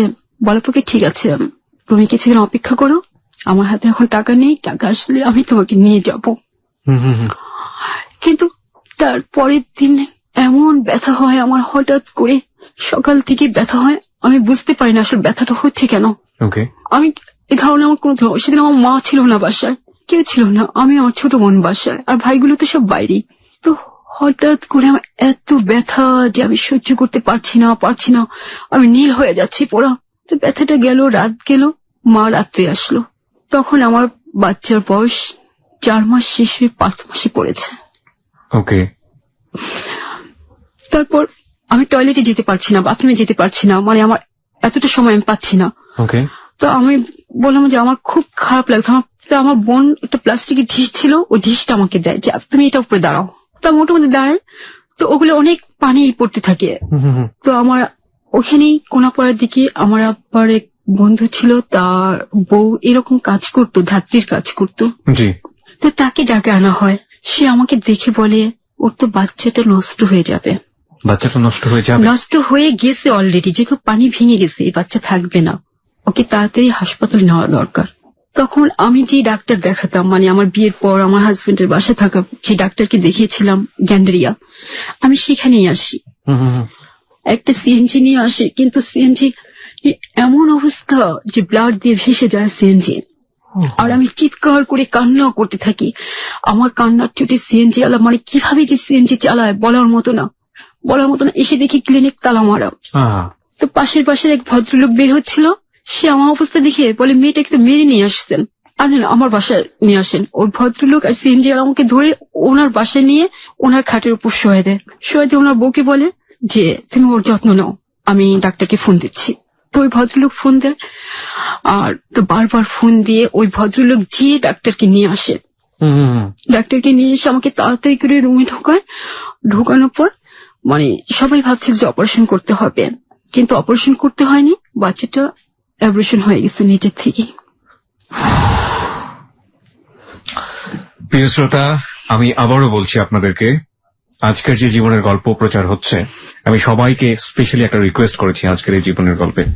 আজকের এই জীবনের গল্পটি ধৈর্য ধরে আপনারা শেষ পর্যন্ত শুনবেন। আমি বহুত জীবনের গল্প শুনেছি, বহু। আপনারা হয়তো 160টা 70টা শুনেছেন, আমি কয়েক হাজার শুনেছি, তার মধ্যে থেকে 160টা 70টা আপনারা হয়তো শুনেছেন। কোন জীবনের গল্প আমাকে হাসিয়েছে, কোন জীবনের গল্প আমাকে কাঁদিয়েছে, কোন জীবনের গল্প আমি ঘুমোতে পারিনি, কিন্তু আজকের এই জীবনের গল্পটি আমি জীবনে কোনোদিন ভুলবো না। চাই যেখানটাতে আমরা ছিলাম রোমানা, এবং ফেসবুকে হাজার হাজার মানুষ কানেক্ট হয়েছে আজকে আপনার জন্য, আপনার জীবনের গল্পের জন্য। সারাদিন রোজা রাখার পরে অনেকেই কষ্ট করে শুনছেন, সে ধরনের কথা আমরা ফেসবুকে পাচ্ছি। চলুন আবারও আপনার সেই গল্প থেকে ফিরি। হ্যাঁ, আপনি বাচ্চাটা অ্যাবর্ট হয়ে গেল। হ্যাঁ, বাচ্চাটা ছেলে ছিল, 4 মাসে বাচ্চাটা পূর্ণ হয়ে গিয়েছিল, 5 মাস পড়েছে, সে অপারেশন হয়ে গেছে। তো আমার খুব খারাপ লাগলো, কিন্তু সে মুহূর্তে আমি বুঝতে পারছিলাম না আমার অনুভূতিটা কি, আমি জীবনে কি হারালাম। আমার এটা বোঝার মতো তেমন একটা আমার সেন্স ছিল না, শুধু আমার শারীরিক কষ্টটাই আমাকে কষ্ট দিচ্ছিল। তো আমার হাজবেন্ডকে আমার ছোট ভাই খুঁজে বের করছে, ওর ঠিকানায় গিয়ে ও আসছে ওর ফ্রেন্ডকে নিয়ে। তখনও বাচ্চাটা মানে একটা ট্রেতে রাখা ছিল, ঢাকা হয়নি। তো বাচ্চাটাকে দেখে ওর ফ্রেন্ডটা বললো যে আয়াকে বললো বাচ্চাটা সরিয়ে ফেলেন ওর কাছ থেকে। তো আমাকে মালিক বলতেছে মাথায় হাত দিয়ে যে তুমি এদিকে মন দিও না, এসব নিয়ে কিছু ভেবো না, তুমি যা হবার হয়েছে। তো আমি কিছু পড়লাম না, শুধু আমার চোখ থেকে পানি পড়লো। তার পরের দিন সকালে আমাকে ওখান থেকে নিয়ে আসা হলো, কিন্তু ডক্টর বলল যে ওর যে অবস্থা, এই অবস্থাতে আগামী 5 বছরের মধ্যে কোনো বাচ্চা নেওয়া যাবে না। ওকে। প্লাস 3 মাসের মধ্যে আপনি ওর সাথে শারীরিক সম্পর্ক করবেন না। আপনার হাজবেন্ড সেটা বললো? হ্যাঁ, আর আমার হাজবেন্ডের সাথে খুব রাগারাগি করলো সে। ডাক্তার কিছু কথা নিয়ে সে আমার শরীরে মারের চিহ্ন দেখেছে। এই পর্যায়ে সে আমাদের বাসায় আমাকে নিয়ে আসলো। সে বলল যে তুমি এখন থাকো, আমি যাই, আমার কিছু টাকা পয়সা দরকার আছে। আপনি কি আপনার বাসাতে এসে বলেছিলেন যে আপনার পেটের উপরে উঠে সে এরকম করেছে, লাথি দিয়েছে, এবং আপনার বলেননি? আপনি না, বলেনি। কেন বলেননি? বলতে ইচ্ছে করেনি। বলতে ইচ্ছে কেন করেনি? আপনার তো পরিবারই আপনার আশ্রয়, কোন উদ্দেশ্য কি ছিল? হয়তো সম্পর্কটা শেষ হয়ে যাবে, মানে হাজবেন্ডের সাথে আপনার সম্পর্ক শেষ হয়ে যাবে, আপনার ফ্যামিলি থেকে ডিভোর্স করিয়ে দেবে। আপনি চাননি ডিভোর্সটা হোক? না, আমি চাইনি, যেহেতু বিয়ে হয়ে গেছে। ওকে, ফাইন। হার্ডেস্ট রিয়েলিটি শ্রোতা, এবং আজকের এই জীবনের গল্প আজকে কোথায় গিয়ে দাঁড়াবে, আমি এই জীবনের গল্পের যে ভিডিওটি আমি পোস্ট করব, সেই ভিডিওটি আমি ধারণ করেছিলাম 1 সপ্তাহ আগে। এই ভিডিওটি আমি বহুবার ব্যক্তিগতভাবে দেখেছি, আমি এক্সপ্রেস করতে পারছি না আসলে আমার অনুভূতিটা কি হচ্ছে, বা আমি কি করা উচিত, আমার কি বলা উচিত এই ভিডিওটা দেখার পরে। আমি সবাইকে আজকে বলছি যে প্লিজ লিসেন এন্ড প্রিপেয়ার থাকেন এই ভিডিওটা দেখার জন্য। বলুন তারপর। এভাবে চললো, কিন্তু মালিক আমার সাথে এরকম ভাব দেখাতো যেন বাচ্চাটার জন্য সে পাগল হয়ে গেছে, বাচ্চাটা অপারেশন হয়ে যাওয়াতে সে খুব সিক মানসিক ভাবে। এরকম ভাব দেখাতো আমার বাচ্চা চাই, আমার বাচ্চাটা কেন অপারেশন হয়ে গেল, এরকম বলতো। তো বলতো না, আমার খুব খারাপ লাগতো, তখন নিজেকে অপরাধী মনে হতো। যে বাচ্চাটা অ্যাবর্শন হয়ে গেল, বাচ্চাটা থাকলে ভালো হতো। তো এই পর্যায়ে যে জাস্ট 31 থেকে 35 দিন হবে সে আমার সাথে শারীরিকভাবে রিলেশন করে, মানে শারীরিক সম্পর্ক করে আবার। হ্যাঁ, 1 মাসের মাথায়। 1 মাসের মাথায় তখন আবার কনসিভ করছে। এই সময়টা তো আপনারা কোনো ধরনের কোনো কন্ট্রাসেপটিভ বা কোনো ধরনের কোনো প্রিকশন মেথড কোনো কিছু নেননি? আমি কিভাবে নেব যদি সে না চায়? সে না চায়। ওকে। তো সম্পর্ক করার পর বেশ কিছুদিন যাওয়ার পর আমি বুঝতে পারি আমার শরীরের অনুভূতি গুলা। এখন তো আপনি বোঝাটা স্বাভাবিক, কারণ আপনার এক্সপেরিয়েন্স হয়েছে। হ্যাঁ, আপনি বুঝতে পারছেন যে আবারও বেবি আসছে। তো আমি ওনাকে বলি যেটা তো ঠিক হয়নি, এখন আমাকে ডাক্তার কাছে নিতে হবে। তো আমাকে ডাক্তার কাছে নিয়ে যায় সে। ওকে, ওই ডাক্তারের কাছে না, অন্য ডাক্তারের কাছে। ডাক্তার। স্বাভাবিকভাবেই আমি মালিককে যতটুকু বুঝেছি তাতে আমার এই প্রশ্নটা না করেই বোঝা হয়ে গেছে যে সেই ডাক্তারের কাছে তাকে নিবে না, কারণ এই ডাক্তারের কাছে নিলে তার তো প্রচন্ড গালমন্দ শুনতে হবে। বুঝতেই পারছেন কি ট্রিটমেন্ট সে ওখান থেকে পাবে। অন্য ডাক্তারের কাছে নিয়েছে। অন্য ডাক্তারের কাছে নিয়েছে, সে আমাকে কিছু টেস্ট দিল, কনসিভ করেছে। ডাক্তার কি বললো ওই সময়টা? ডাক্তার কি আপনার হিস্ট্রিটা জানতো? ডাক্তারকে ওভাবে বলিনি, শুধু অ্যাবর্শন হয়ে গেছে বাচ্চাটা এটা বলেছিলেন। এটা বলা এবং হচ্ছে আগের ডাক্তার যে আপনাদেরকে বলেছিল যে আগামী 5 বছর বেবি নিতে পারবেন না, 3 মাসের মধ্যে, এগুলো কিছু বলেন? মানে আপনারা প্রি মেডিক হিস্ট্রি বলতে যেটা বোঝায় সেটা কিছু বলেন, ডাক্তার গোপন করেছে। গোপন করা হয়েছে। Very important point. ওকে, বলেন। তারপর ডাক্তার কিছু দিল যে এইভাবে তাকে রাখতে হবে, যেহেতু একটা বাচ্চা অ্যাবর্শন হয়ে গেছে, দ্বিতীয়বার যেন না হয়। তো এভাবে গেল বেশ 4 মাস, ভালোই গেল। কিন্তু 4 মাস পরে আবার যেন কি হলো, ওরকম ভাবে একটা ঝগড়া হলো রাত্রে। আচ্ছা, যে প্রথম যে বাচ্চাটা ঝগড়া হয়েছিল এভাবে মারামারি হলো, আবার রিপিট। ওকে, রিপিট হওয়ার পর সেইভাবেই সে মারধর করলো। আবারও কি সে পেটের উপর এভাবে লাথি দিয়েছে? পেটের উপর লাথি দেয়নি, সে আমাকে ধাক্কা দিয়ে ফেলে দিয়েছিল খাটের উপর। ওকে। তখন আলমারির উপর একটা স্পিকার ছিল, সেটা আমার উপর পড়ার কথা ছিল, সেটা আমার উপর না পড়ে ওর উপর পড়েছে। ওর উপর পড়ে ওর এখানে ফেটে কান দিয়ে রক্ত পড়ছে তখন। ওকে। তো এই ঘটনাকে কেন্দ্র করে সে আবার চলে আসলো তাদের বাসায়, আর আমাকে যে 2-3 বার ধাক্কা দিয়েছে, এটাতেই মানে বাচ্চাটা আবার সে একইভাবে অ্যাবর্শন হয়ে যায়। Second time abortion. কিন্তু এই বাচ্চাটা যেদিন অ্যাবর্শন হয় সেদিনকার ঘটনাটা ছিল ভয়াবহ। হঠাৎ করে আমি ঘুমিয়ে আছি, রাত 12টার সময় আমি একটা স্বপ্ন দেখলাম যে আমাকে একটা হুজুর বলছে, তোমার সর্বনাশ হয়ে গেছে, তুমি এখনো ঘুমাচ্ছ কেন, তোমার উপর প্রেতাত্মা চালান করা হয়েছে। ওকে। তো আমি ঘুম থেকে উঠি না, ভয়ে আমার সারা শরীরের পশমগুলো দাঁড়িয়ে গেছে। এর আগে আরো কয়েকদিন আমি স্বপ্নে দেখেছি ওর মা ভাই লাল কাপড় পরা থাকে সাধুর মতো, ওরা আমার মাথার উপর হাত রেখে কি কি করতেছে, ধূপ জ্বালাচ্ছে না কি করছে, এরকম আর অনেকদিন দেখেছিলাম। ওকে। তো সেদিন যখন দেখলাম রাত 12টার সময়, আমি লাফ দিয়ে উঠে আমি বাথরুমে গেলাম। গিয়ে আমি উঁচু করে মাত্র জায়নামাজে দাঁড়িয়ে আর সারতে পারিনি, প্রচন্ড ব্যথা হচ্ছে, আমার ব্যথা হচ্ছে। আপনি নামাজ পড়তেন? হ্যাঁ, আমি ছোটবেলা থেকেই নামাজ পড়তাম। যখন আমি ক্লাস 2তে পড়ি তখন আমি কোরআন মজিদ খতম করি। আর গভীর রাত্রি আমি নামাজ পড়তাম, তাহাজ্জুদের নামাজ পড়তেন। সুবহানাল্লাহ। আপনি যেটা বলছিলেন যে হ্যাঁ নামাজের পাটিতে দাঁড়িয়ে আছেন, দাঁড়িয়ে আমি নামাজে আর পড়তে পারি না, নামাজটা পা আমার ব্লাড করতেছে, আমি চিৎকার করতে থাকি, কান্না করতে থাকি, এমন চিৎকার যে আমি সহ্য করতে পারি না। তো আমার চিৎকারে সবাই উঠে যায় ঘরের, মানে দিশে হারা হয়ে যায়, এত রাত্রে কি করবে, সেই কোনাপাড়া থেকে তো ঢাকায় আনাও সম্ভব না আমাকে। তো আমার পাশের ফ্ল্যাটে যারা থাকতো, ওই খালাম্মার হাজবেন্ড ছিল ডাক্তার, ওনার মেয়েও ছিল ডাক্তার। তো আমার মা ওদের দরজা নক করতে থাকে।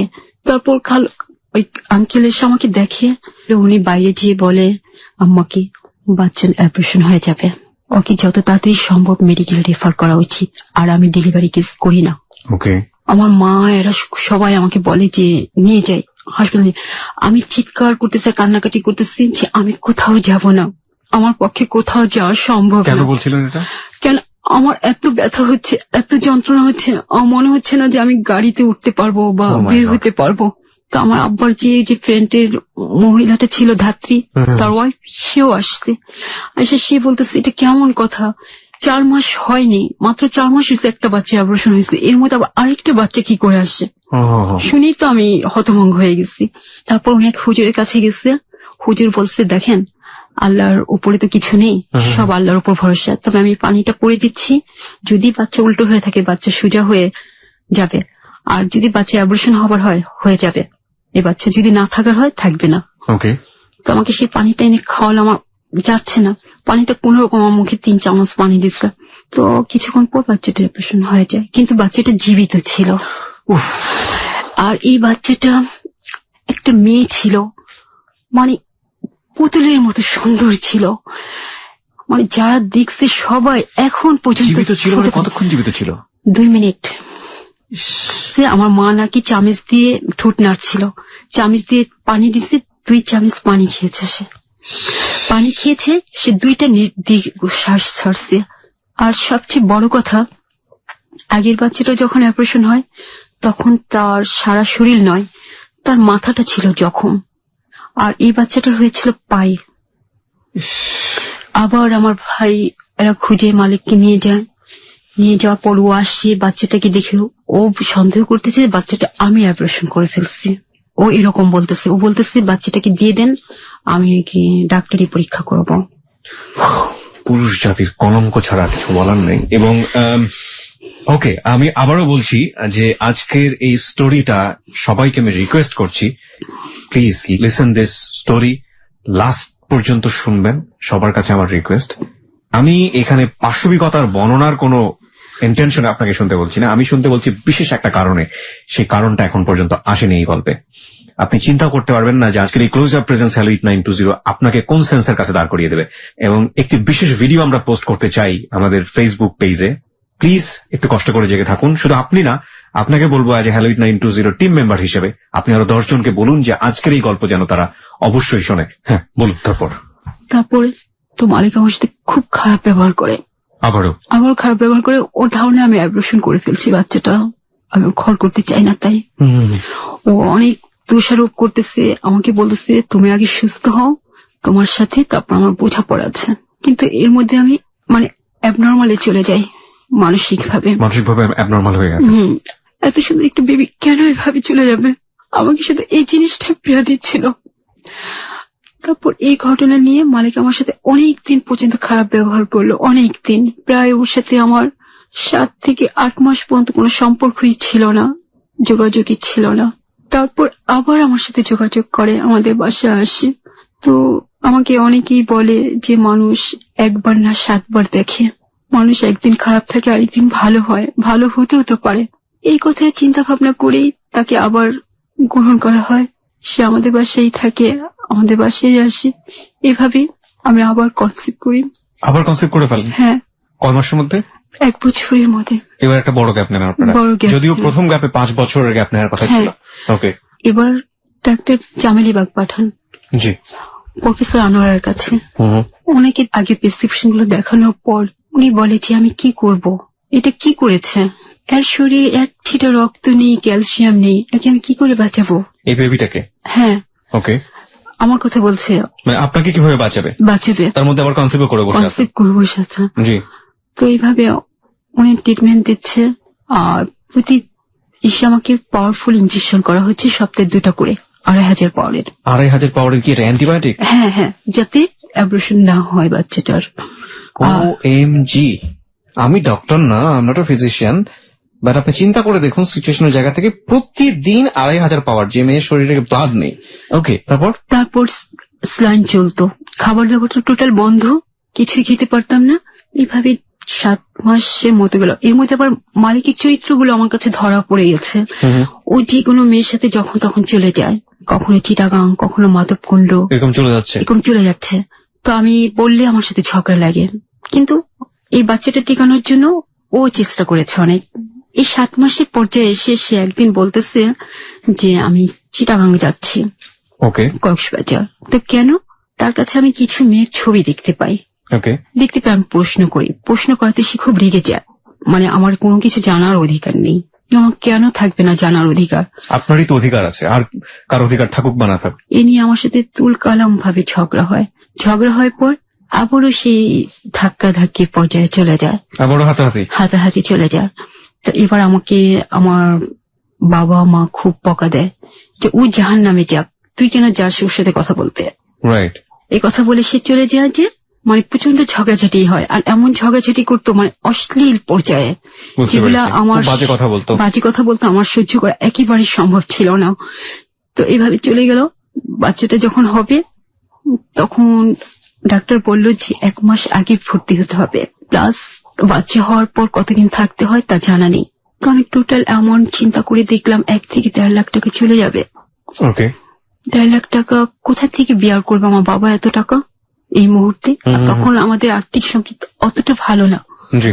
আর মালিকের কোনো খবর নেই। আমি টোটাল চিন্তা ভাবনা করে আমি বলতেছি কি থাক, ওখানে আর আমি যাব না। উনি আবার আমাকে আল্ট্রাসোনোগ্রাম দিয়েছিল আর কিছু টেস্ট দিয়েছিল 7 মাসে যখন পড়ছে এগুলো করার জন্য, সেগুলো না করে আমি ওখানে যাওয়া বাদ দিয়ে দিই। তারপর আমার মা কার সাথে যেন কথা বলে, আমার সম্ভবত বড় চাচির সাথে। বড় চাচির বাসায় একটা নার্স থাকতো, বাংলা বাজার যে মাতৃসদনটা আছে না, ওখানে কাজ করতো। তখন ওই জায়গাটা তো ডেভেলপ ছিল না, খুব ন্যূনত মানের ছিল। তো উনি আমার চাচিকে বলে যে ওকে এখানে নিয়ে আসেন, যদি নর্মাল ভাবে হয়ে যায় তো হয়েই গেল, টাকা পয়সা তেমন একটা খরচ হবে না, আর যদি আমরা দেখি সিচুয়েশন খারাপ তো আমরা রেফার করবো। ওকে, এই কথা বলে আমাকে নিয়ে যাও ওখানে। কিন্তু আমার ডেট ছিল ভুল, ডেট 1 মাস আগে ভুল দিয়ে ফেলছিল। সেই তারিখ অনুযায়ী আমি ওখানে যাই, 4 দিন কেটে যায়, কোনো হচ্ছে না। কিন্তু আমার অবস্থা খুবই খারাপ হচ্ছে, আমার পেন হচ্ছে আর ব্লিডিং হচ্ছে, শুধু ব্লিডিং হচ্ছে। এভাবে 4টা দিন ওরা আমাকে নর্মাল ভাবে হওয়ানোর জন্য যে স্লাইন দেওয়া হয়, সে স্লাইন দিচ্ছে, স্লাইন অফ হয়ে যাচ্ছে, স্লাইনের ভিতরে রক্ত এসে ভরে যাচ্ছে, স্লাইন টানছে না। ইঞ্জেকশন করছে, ইঞ্জেকশন হচ্ছে না, মানে সব অফ হয়ে যাচ্ছে। 4 দিনের মাথায় সেদিন আমার বড় চাচা সেদিন গেছে, যাওয়ার পর উনি আমার অবস্থা দেখে উনি আমাকে ঢাকা ন্যাশনাল হসপিটাল নিয়ে আসে। তো আমাকে যখন রুমে নিয়ে গেল, সিটে নিয়ে গেল, আমার এত পেন হচ্ছে যে আমাকে নার্স বলতেছে শুয়ে থাকতে, আমি পারতেছি না, আমি বসে চিৎকার করতেছি, হইচই করতেছি। তারপরে আমি বললাম যে আপা প্লিজ আপনারা একটা ইঞ্জেকশন দেন, ব্যথাটা যেন কমে যায়। আমি এভাবে অনুরোধ করতেছি, সহ্য করতে। তখন বলে পেটের বাচ্চা যদি পেটে রাখতে চান তাহলে আমরা ইঞ্জেকশন দিই, ব্যথা কমে যায়। এই কথা বলাতে আমি চুপ হয়ে যাই, আমি কিছু বলতে পারি না। তো এইভাবে করতে করতে ওরা আমার রিপোর্ট গুলো, একটা ভুল করা হয়েছিল যে আমার যে রিপোর্ট গুলো ছিল, প্রেসক্রিপশন গুলো ছিল, সেগুলো ওদের দেখানো হয়নি। এগুলা বলছে ওই যে নার্সটা ছিল যে বাংলাবাজার হাসপাতালে, উনি বলছে এগুলো যদি দেখান তাহলে ওরা করবে না, ওকে ভর্তি নেবে না, তখন আরো সমস্যা হবে, কেন সিরিয়াস রোগী ও। তো ওই কাগজগুলো না দেখাতে ওরা বুঝতে পারেনি যে আমি কতটা ঝুঁকিপূর্ণ অবস্থা আছি।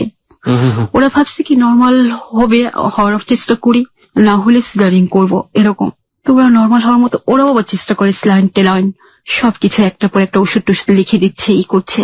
তো এইভাবে 1 রাত্রের মধ্যে 21,000 টাকার মতো ওষুধপত্র লেগে গেল, সবকিছু ডাবল 4 গুণ করে লিখে দিচ্ছে, কাগজ লিখে দিচ্ছে। আমার ভাই আমার চাচা যে নিয়ে আসতেছে, তো হচ্ছে না, আমার অবস্থা মরা যায়, এরকম ব্লিডিং হচ্ছে। শেষ পর্যন্ত ওরা আমাকে আমার অনুমতি না নিয়ে, আমারও ধারণা ছিল যে নর্মাল না হলে তো ওরা সিজারিং করবে, কিন্তু ওরা সেটা না করে ওরা বাচ্চাটাকে যন্ত্রের সাহায্যে টেনে আনতে চাইছে। আচ্ছা, তখন এই মাথার খুলিগুলো পুরো ভেঙে ফেলছে বেবির। হ্যাঁ বেবির, আর এই বাম চোখটা বের করে ফেলছে, পুরো চোখটা বের হয়ে এখানে ঝুলে গেছে। আর ওর চুলগুলোতে ছিল কুকড়ানো। তখন বাচ্চাটা যখন হয়েছে ওর সিমটম ছিল, মানে সাইড ইফেক্ট করছিল মেডিসিনের কারণে, হাত পায়ের ফিঙ্গার গুলো জয়েন হয়ে গেছিল, জোড়া লাগানো ছিল। মানে ফিঙ্গার গুলোর মধ্যে আমরা যেটা 4টা করে আঙ্গুল পুরো ডিফারেন্ট থাকে সেরকম, সেটা না, জোড়া ছিল। দুটো পায়ের ক্ষেত্রেও জোড়া ছিল, হাতের ক্ষেত্রেও জোড়া ছিল। কি মানে আপনার যে 2500 পাওয়ারের ইঞ্জেকশন, সেটা সাইড ইফেক্ট। এটা কি আপনার কোনোভাবেই যখন আল্ট্রাসোনোগ্রাম করে তখন ধরা পড়েনি? না, ধরা পড়েনি। তারপর যখন এইভাবে বাচ্চাটাকে টেনে আনতে, আল্ট্রাসোনোগ্রাম কি করিয়েছিলেন বেবি পেটে থাকা অবস্থায়? 3 মাসে করেছিলাম। 3 মাসের পরে আর করেননি? This is a big mistake again. Okay, বলুন তারপর। চোখটা বের হয়ে গেছে, বেবিটাকে তো আমরা টেনেই বের করেছে, এবং কোনো ডাক্তার ছিল না, আয়ার এই কাজটা করেছে, নার্স করেছে। আমি চিৎকার করছি যখন, তখন অপারেশন করেছে। মানে এমন ভাবে কাটছে যে কি বলবো, এরকম 2 বালতি ব্লিডিং হয়েছে। মানে ওরা থামাতে চাচ্ছে ব্লাড, কিন্তু থামছে না, ওরা সেলাই করতে পারছে না। বাচ্চা হয়েছে রাত 4:15-তে, আর সেই অপারেশন শেষ হয়েছে 8:35-এ। শরীরে তো ব্লাড থাকার কথা না আপনার, তাইলে? হ্যাঁ, আমার হাড়েও ব্লাড ছিল না। আমি অপারেশন টেবিল থেকে পড়ে যাই, যদি আমাকে তখন না ধরে ফেলতে পারে আমি সাথে সাথে মারা যেতাম। টেবিল থেকে আমার খিচুড়ি হয়ে পড়ে গেছিলাম, কিন্তু ওরা আমার বাচ্চাটাকে নিয়ে তখন কোনো কেয়ার করেনি। তো আমি একবার বাচ্চাটার কান্না শুনেছি, আপনার হাজবেন্ড সেখানে ছিল না? কেউ ছিল না। আর আমি যখন নাকি বাচ্চাটাকে এইভাবে টেনে হেসে বের করতে চাই, তখন আমি চিৎকার করে আমাকে নার্স একটা করে থাপ্পড় দেয়। মানে আমার গার্ডিয়ান কেউ ছিল না আমার সাথে তখন সেই মুহূর্তে। বলুন তারপর কি হলো? তারপর এরকম চিৎকার করছে, আমাকে মারছে আর সেলাই করছে একটা করে। তো আমার মা সহ্য করতে না পেরে আমার মা নার্সকে অভিশাপ দেয় যে তুই একদিন ধ্বংস হয়ে যাবে, তোকে এই যন্ত্রণা ভোগ করতে হবে। তারপর আমার বাচ্চাটার কান্না শুনে আমার বাচ্চাটাকে তখন অক্সিজেন দিয়ে রাখা হয়েছিল, 5 ঘন্টা অক্সিজেন। তারপর আমি বললাম আমার বেবি কোথায়? আমাকে তখন একজন ডাক্তার আসে, জুনিয়র ডাক্তার। সে বলে আপনি আপনার কথা চিন্তা করেন, আমি আমার বেবি কিছু হলে আমি কাউকে ক্ষমা করব না। ক্ষমা করবো না বলাতে ওরা খুব সিরিয়াসলি বাচ্চা নিয়ে খুব তোড়জোড় শুরু করে। এভাবে আমাকে সকাল 8:30টার সময় আমার বেডে নিয়ে আসে, ট্রলিতে করে নিয়ে আসে। পর আমার খুব অবস্থা খুবই খারাপ থাকে তখন। বাচ্চাটাকে আমি দেখি আমি কিছুই বলি না, কোনো কথা বলার মতো তখন আমার কোনো অনুভূতি ছিল না। তখন শুধু আমার মনে হয়েছিল যে আমি যদি বেঁচে না থেকে এই যাত্রায় মরে যেত, সেটাই আমার জন্য সবচেয়ে বেটার ছিল। Now it's time for break, প্রিয় শ্রোতা, এবং এই অনুভূতি আমাদের অনেকেরই হবে। জি, আপনি আপনার সন্তানকে দেখলেন, সন্তানকে দেখার পরে পৃথিবীর সমস্ত মায়ের অনুভূতি যেটা হয় সেই অনুভূতির চাইতে আপনার অনুভূতি ভিন্ন, এটা আমরা বুঝতে পারছি। বলুন তারপর। তারপর সকাল 9টার দিকে আমি কিছুই বলতে পারলাম না, আমি শুধু বাচ্চাটার দিকে তাকিয়ে রইলাম। বাচ্চাটাকে অনেকক্ষণ পর আমার তন্ত্রের মতো চলে আসছিল। এর মধ্যে একজন নার্স এসে আমাকে ঘুম থেকে উঠালো, উঠে বললো ডক্টর আসছে, উনি বাচ্চাটাকে দেখবে। তো উনি বাচ্চাটাকে দেখলো, দেখে বলল যে আপনাকে সান্ত্বনা দেওয়ার মতো ভাষা আমার জানা নেই, তবে আমার একটা অনুরোধ আপনার প্রতি, বাচ্চা যেন কখনো আপনার আদর স্নেহ থেকে বঞ্চিত না হয়। তো আমি শুধু ওনার দিকে তাকিয়ে রইলাম, আমি আর কিছুই বললাম না ওনাকে। তারপর আরো 2জন আসলেন ডাক্তার, শিশু বিশেষজ্ঞ, ওনারাও বাচ্চাটাকে দেখলেন। এক একজন আমাকে এক এক ধরনের প্রশ্ন করছে, আমি কোনো কথা বলছি না, কিন্তু আমার একটাই ধারণা, মূল ধারণা, আমার বাচ্চার ফেজে কোনো সমস্যা হওয়ার কথা নয়। এটা যে হবার দোষী হয়েছে তা আমি বুঝতে পারছি। ওকে যদি এভাবে টানা হিসেবে করে পৃথিবীতে নামতে চাইতো যন্ত্রের সাহায্যে, ওর এরকম ক্ষতি হতো না। তো আমি কিছুই বললাম না। 4 দিন পর আমি নিজেই অনুরোধ করে ওদের কাছ থেকে নাম কেটে আমি চলে আসলাম বাসায় আসার পর। আপনার বাচ্চাকেও দেখতে যায়নি ওই মুহূর্তে? ওখানে 4 দিন আপনি বাচ্চা নিয়ে আছেন, আপনার হাজবেন্ডও দেখতে যায়নি? আমার হাজবেন্ডকে বলে নেওয়া হয়েছিল, কিন্তু সে যে এমন বিহেভ করেছে যে বলার মতো না। কি করলো? আমাকে বলেন যে এরকম বাচ্চা হওয়ার যেহেতু না হয় ভালো ছিল। সেটার জন্য আপনার দোষ কোথায়? সে বলতেছে আমার ত্রুটির কারণে এমন হয়েছে। আপনার কিসের ত্রুটি? আপনি তাকে জিজ্ঞেস করেননি? আমার 2 বার বাচ্চা অ্যাবর্শন হয়েছে, নিশ্চয়ই আমার কোনো ত্রুটি আছে। তারপর আমি আমার বাবার বাসায় চলে আসলাম। চলে আসার পর বাচ্চাটাকে নিয়ে অনেক ধরনের কথা, অনেক কিছু আমাকে কি বলছিল আমাকে একটু বলেন। আমরা এখনো কনফিউজ, বাচ্চাটার কি হয়েছে, বাট আমি এনভায়রনমেন্টটা বোঝাচ্ছি। বাচ্চাটাকে I am going to upload a video very very soon, মানে আমার পেজটাতে, then you will be clear যে আসলে স্টোরিটা কোন দিকে যাচ্ছে। ওকে, হ্যাঁ বলুন তারপর। সবাই একই কথা বলেছে, এত কষ্ট করে এই বাচ্চা হওয়ার চেয়ে না হয়ে ভালো ছিল। আর আমার যে বড় ভাবি, যে উচ্চ শিক্ষায় শিক্ষিত, আমাদের ফ্যামিলিতে সবচেয়ে বিসিএস ক্যাডার, ওকে, তো সে যেরকম কথাবার্তা বলেছে, তার যে হাসি মুখটা আমি দেখেছি, আমি জীবনে কখনো ভুলবো না। চিৎকারি করে পরে আমি 5 মাস পর্যন্ত দাঁড়াতে পারিনি। এই বাচ্চা হওয়ার যে অপারেশনের সেলাইগুলো আমার হয়েছে, সেগুলো এতই যন্ত্রণা দিচ্ছিল, এতই করছিল, আমি দাঁড়াতে পারতাম না, বসতে পারতাম না। আমি 5 মাস এভাবে ছি। 5 মাস পরে আমি বাচ্চাকে ফার্স্ট কোলে নেই। 5 মাস পরে আপনি ফার্স্ট কোলে নেন? আপনার কোলে নেওয়ার মতো অবস্থা ছিল না? অবস্থা ছিল না। My goodness. এই 5 মাস আমার মা সবকিছু করে আমার বাচ্চার জন্য। তারপর 5 মাস যখন বয়স, তখন আমি ওকে নিয়ে নানান জায়গায় গেলাম। এই সময়টা তো বাবা ওকে কোলে নেয়নি? না, 5 মাস পর থেকে ওর বাবা আবার আসা শুরু করলো। তার প্রতি তো আমার একটা ঘৃণা, একটা বিদ্বেষ জমা হয়ে আছে। আমি তার সাথে প্রয়োজন ছাড়া কোনো কথা বলতাম না। আর ওর সাথে কেন, সবার সাথে আমি কোনো কথাই বলতাম না। যখন আমাদের ঘরে কোনো মেহমান আসতো, কোনো আত্মীয় স্বজন আসতো, আমি আমার রুমে ঢুকে বাচ্চাটাকে নিয়ে আমি তার দরজা বন্ধ করে দিতাম ভেতর থেকে। বাচ্চাটাকে নিয়ে আপনি দরজা বন্ধ করে দিতেন? আমি কারোর সাথে আসতাম না, কথা বলতাম না। কেন বন্ধ করতেন? কেন সবাই এক এক ধরনের কথা বলে বাচ্চাটাকে দেখে। হ্যাঁ, তারপর আমি এভাবে নানান জায়গায় যাই, আমার হাজবেন্ডও এর মধ্যে কিছু সহযোগিতা আপনি করেছে। একটু বলবেন, স্বাভাবিক বাচ্চারা যেভাবে বড় হয়, 5 মাসের বাচ্চারা যে ধরনের আচরণ করে, যে ধরনের লুকে থাকে, আমাদের শ্রোতা যারা আছে তারা অনেকেই বুঝতে পারছে না যে প্রবলেমটা কি, এগুলো একটু আইডেন্টিফাই করবেন যে কি করতো 5 মাস বয়সে, কি ধরনের আচরণ করতো, যেটা থেকে সাধারণ মানুষ। হ্যাঁ, 5 মাস বয়স থেকে ওর একটা জিনিস ফলো করেছি, টিভির আচরণ শুনলে ও ফিরে তাকাতো টিভির দিকে। আচ্ছা। আর আমি তো ওকে পেটে নিয়ে সব সময় সূরা ইয়াসিন, কোরআন শরীফ পড়েছি, তো ওর দেখছি আল্লাহর কোনো শুনলে ও সেদিকে মনোযোগ দিত। আচ্ছা। আমি যখন ডক্টর এহসান মাহমুদকে দেখালাম, তখন উনি আমার মাথায় হাত রেখে বলল যে মামুনি, তোমার বাচ্চা এভরিথিং ওকে, ব্রেন এবং আইকিউ যথেষ্ট স্বচ্ছ, তবে ফিজিক্যালি কিছু সমস্যা আছে, এটা সারাতে সময় এবং টাকা দুটোরই দরকার। ওকে। ওর জন্য আমরা যথাসাধ্য চেষ্টা করব। ওরা আমাকে এভাবে সান্ত্বনা দিল। তারপর আমি ঢাকা শিশু হাসপাতালে ভর্তি হলাম, কাজী কামরুজ্জামান প্রফেসর, ওনার রেফারেন্সে। উনি বাচ্চাটা দেখলাম, তো ওনার একজন জুনিয়র ছাত্রকে উনি বাচ্চাটার জন্য প্রেসক্রাইব করা হয়। তো উনি নিল, উনি আমাকে জায়গায় জায়গায় পাঠালো, মামুন ফেরদৌসের কাছে পাঠালো। মামুন ফেরদৌস দেখলেন, দেখে বললেন যে বাচ্চাটার অপারেশন করতে হবে 1 থেকে 2 বছরের মধ্যে। কিসে অপারেশন হবে? ওর মাথায় যে হাড়গুলো ভেঙে গেছিল সেখানে অপারেশন হবে। Plastic surgery. তো এটা যদি তুমি এর আগে করতে যাও তাহলে একটা বিরাট ভুল হয়ে যাবে আমার, আর এই ভুলটা মানে বাচ্চাটার বিরাট একটা ক্ষতি। আচ্ছা। তারপর আমি চলে আসলাম, ওনারা আমাকে প্রায় ডাকতো। তারপর ওই ডাক্তারের মাধ্যমেই নানান বাহির থেকে ডাক্তার আসলে সে আমাকে কল করতো, আমি বাচ্চা নিয়ে আসতাম, ওরা দেখতো, দেখার পর এক একজনে এটা নিয়ে রিসার্চ করতো, অনেক কিছু করতো। হ্যাঁ, বেবি ছবি টবি নিয়ে যেত, সবকিছু করে নিয়ে যেত ভিডিও করে। তারপর কানাডিয়ান ডাক্তার আসলো, সে আমাকে ওই মামুন স্যারের মধ্যে সান্ত্বনা দিল। আর বাচ্চাটার অপারেশন আমি করতে পারি, কিন্তু আমি করলে যতটা না ভালো হবে তার চেয়ে ভালো হবে অস্ট্রেলিয়ান সার্জন যদি করে। Australian surgeon? হ্যাঁ। তার বললাম ওনাকে আমি কোথায় পাবো? বলো ওনাকে আমি যোগাযোগ করব, 1 মাস পর উনি আসবে, তখন আপনি দেখা করবেন ওনার সাথে। কোন হাসপাতালে এটা? এটা ঢাকা মেডিকেল। ঢাকা মেডিকেলে। আচ্ছা। তো উনি 1 মাস পরে আসার পর আমার চাই উনি বাচ্চাটাকে দেখেন।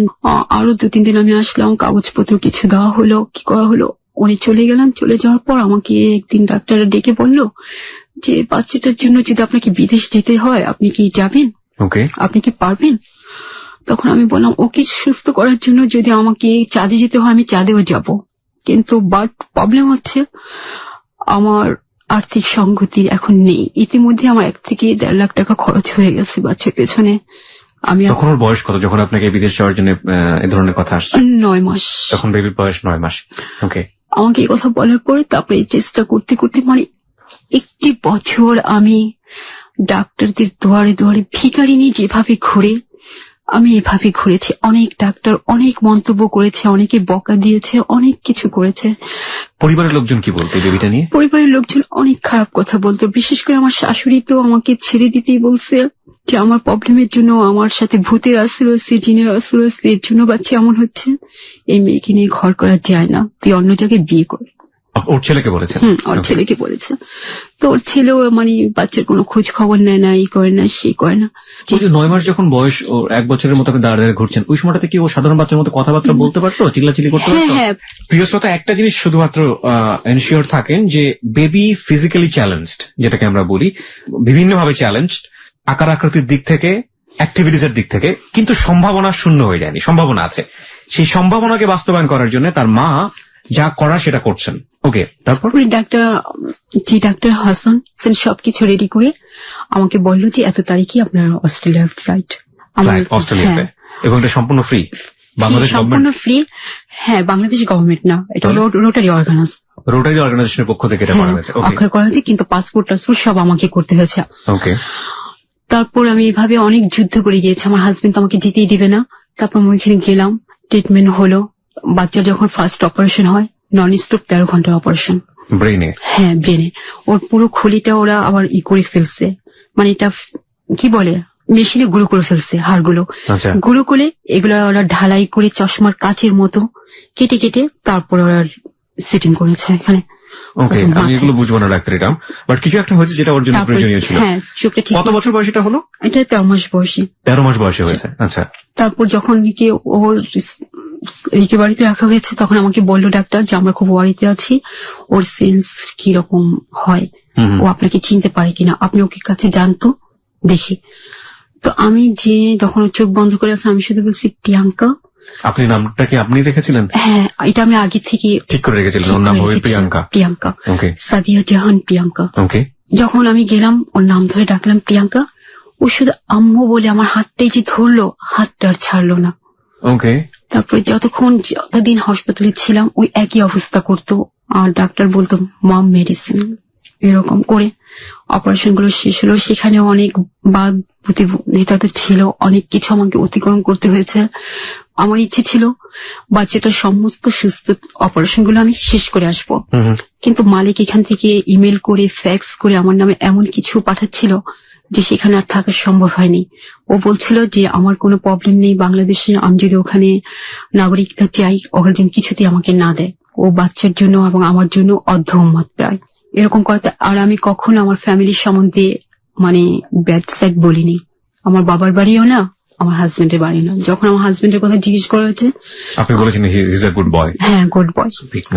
তো আমাকে কোনো অভাব অনটন আছে কিনা আমি বলতাম না, সবসময় এগুলো হাইড করতাম। মানে আমার কারো কাছে ছোট হতে ইচ্ছে করতো না। আপনার হাজবেন্ড এগুলো মেইল টেল করে তারপরে কি হলো ওখানে? সেখানে আবার এক বাঙালি ফ্যামিলি আমার পার্সোনাল চিঠি যায়, চিঠির মধ্যে আমার হাজবেন্ড আমাকে কি লেখে না লেখে সেগুলো ট্রান্সলেশন করে ওদেরকে বুঝাই দেয়। বুঝিয়ে তো ওরা আমাকে সন্দেহ করে। ওকে। সন্দেহ করার পর আমাকে হঠাৎ করে জিজ্ঞেস করে তোমার হাজবেন্ড কেমন।